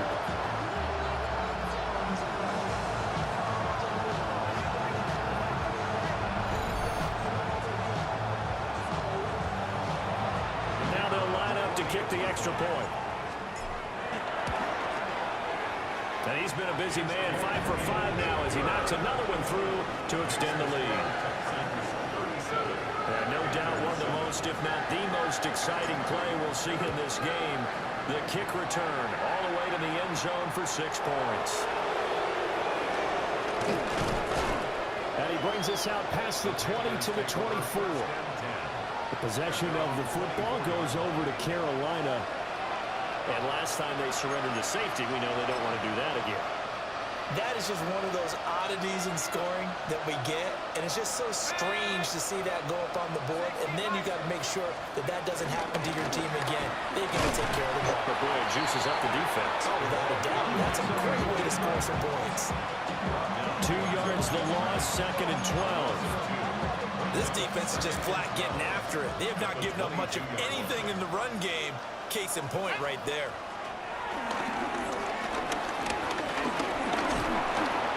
And he's going to lose yardage here. As they will switch ends as time is run out on this third quarter of play. So they'll get a little extra time to come up with his third down play as we played 3 quarters. We'll return with more preseason football on EA Sports. Back now in Houston. It's the Panthers in possession of the football, but facing a deficit here as we get to the 4th and final quarter of play.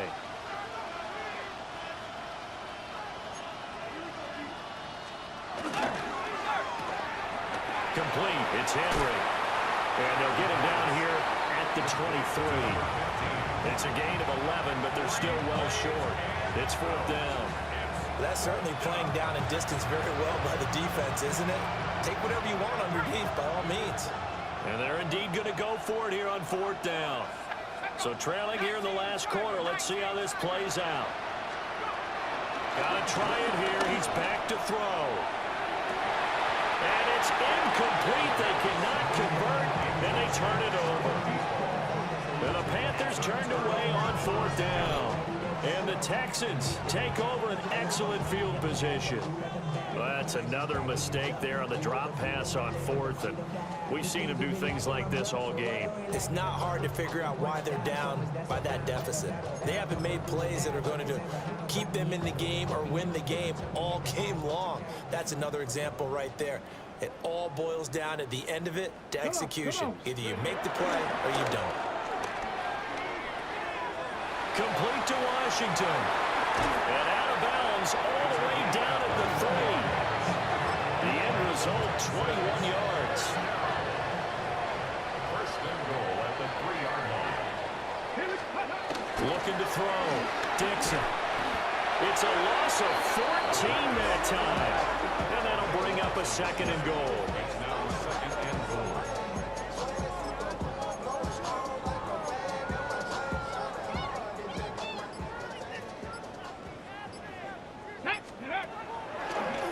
Play fake. Dixon. A hit as he throws there, incomplete. 3rd and goal as they look to pour some more salt in the wound. Brings up 3rd and goal. Back to throw. Dixon. Flushed out right. And he'll be brought down this time at the 5-yard line. Able to pick up a dozen yards, but they needed more. 4th down. Now the Texans will burn the first of their timeouts. That'll leave them with 2 remaining. We'll be back after this. And they're going to go for this thing. They're not going to leave anything to chance. They're going to roll the dice on 4th and goal. Looking to throw. Dixon. And he's got his man in stride. Complete. And he'll take this one in for a Texans touchdown. From 4 yards out. And the Texans continue to run up the score. They lead it big here in the 4th.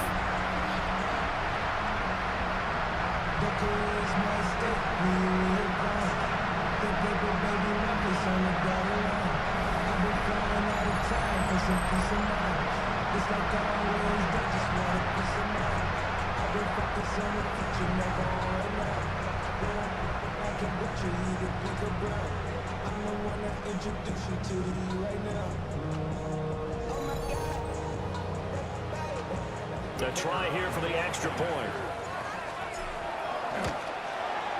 And this one was over a while ago as they just add on to their big lead. So that drive spanned 5 plays. And it results in the Texans finding the end zone.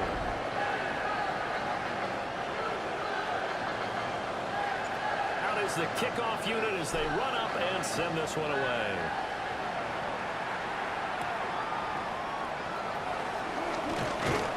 And they'll get him down inside the 30 at the 27. The Carolina offense about ready to go.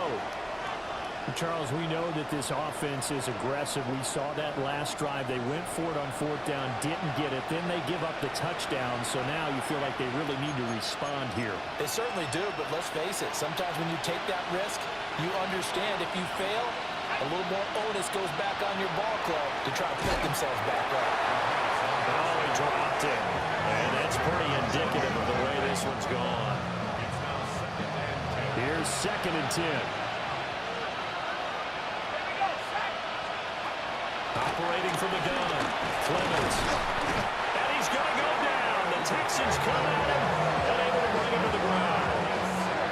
Multiple defenders get to him there, and that is the 6th time he's been sacked in this ball game. The Panthers on 3rd down. They've hit on half of them, 5 for 10. This will be 3rd and 19. Throw right side, going to be taken in by Henry. And he'll be out of bounds just shy of the 30. Here's the Panthers punter now, as he'll punt it away for the 4th time today.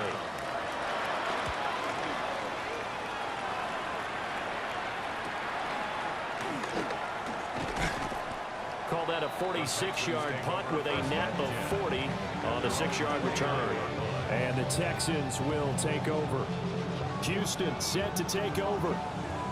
This has really just been a lopsided affair. What a performance they put on, and now they get the football back here with a big lead in the 4th quarter.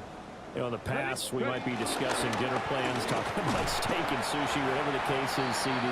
This ball game is pretty much well in the books. Yeah, we really could have started bringing up dinner a long time ago if we wanted to, partner.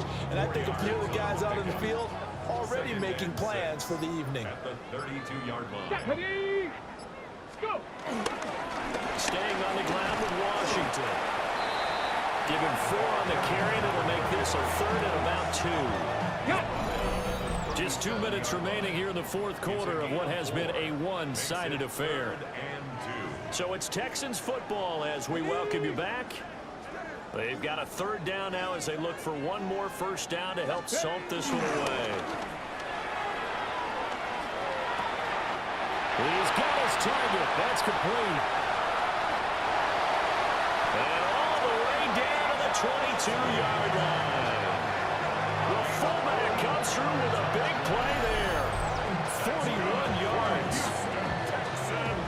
No let up in this passing game. They've been a well-oiled machine throughout. And actually saw a few guys on the sidelines at the end of the 3rd quarter doing the old hold up 4 fingers college sign, meaning the 4th quarter is ours. And they certainly weren't kidding. And they are going to score again. Yet another touchdown as they just add to their totals. But not much defensive resistance on that drive. And really, Charles, the way this offense has been humming, they haven't faced much defensive resistance the entire game. Yeah, I think it's safe to say that one team, their defense did not wake up and make it to the stadium for this one. There may be some major changes on that side of the ball when we see them the next time out.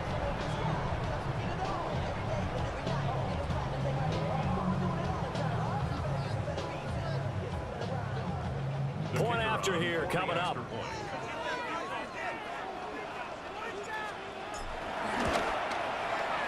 And this one was over a while ago as they just add on to their big lead. So that drive, 4 plays. And a pretty good run there in the end to top it off.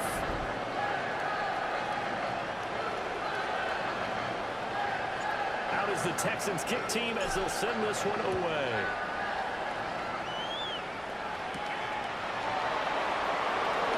Pretty move. And makes it across the 20 as his guys will set up shop at the 23-yard line. Here are the Panthers now as their offense comes back out onto the field. CD, it's all window dressing at this point. I mean, the best they can do is in the game with a nice drive to maybe build some momentum to move forward into their next contest.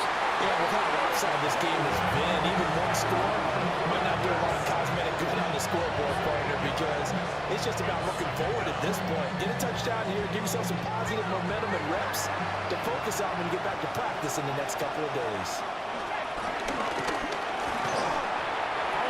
Comes out on the hit, but they'll say it's incomplete. An incomplete pass on that last play, and that means he'll need to come up with something here on third down. Back to throw. Clemens. Now he's flushed out right. Fighting his way through contact. And way up past the 35 before he's taken down. This game, it was well in hand early, never really in doubt. Charles, you and I do so many games together. There's so much parity in the NFL, a lot of close battles. This was not one. Tip your cap to them for a really impressive effort. Yeah, and you know, as the game went on, I think the defense kind of got together and said, we see our guys on offense, they're just putting up point after point. We need to leave our mark somehow, too, and they did it, pitching the second half shutout. So that's a wrap for Charles Davis. I'm Brandon Gaudin. And this has been a presentation of the NFL on EA Sports. For more, check us out at easports.com. It's a win for the Texans as we say so long from Houston.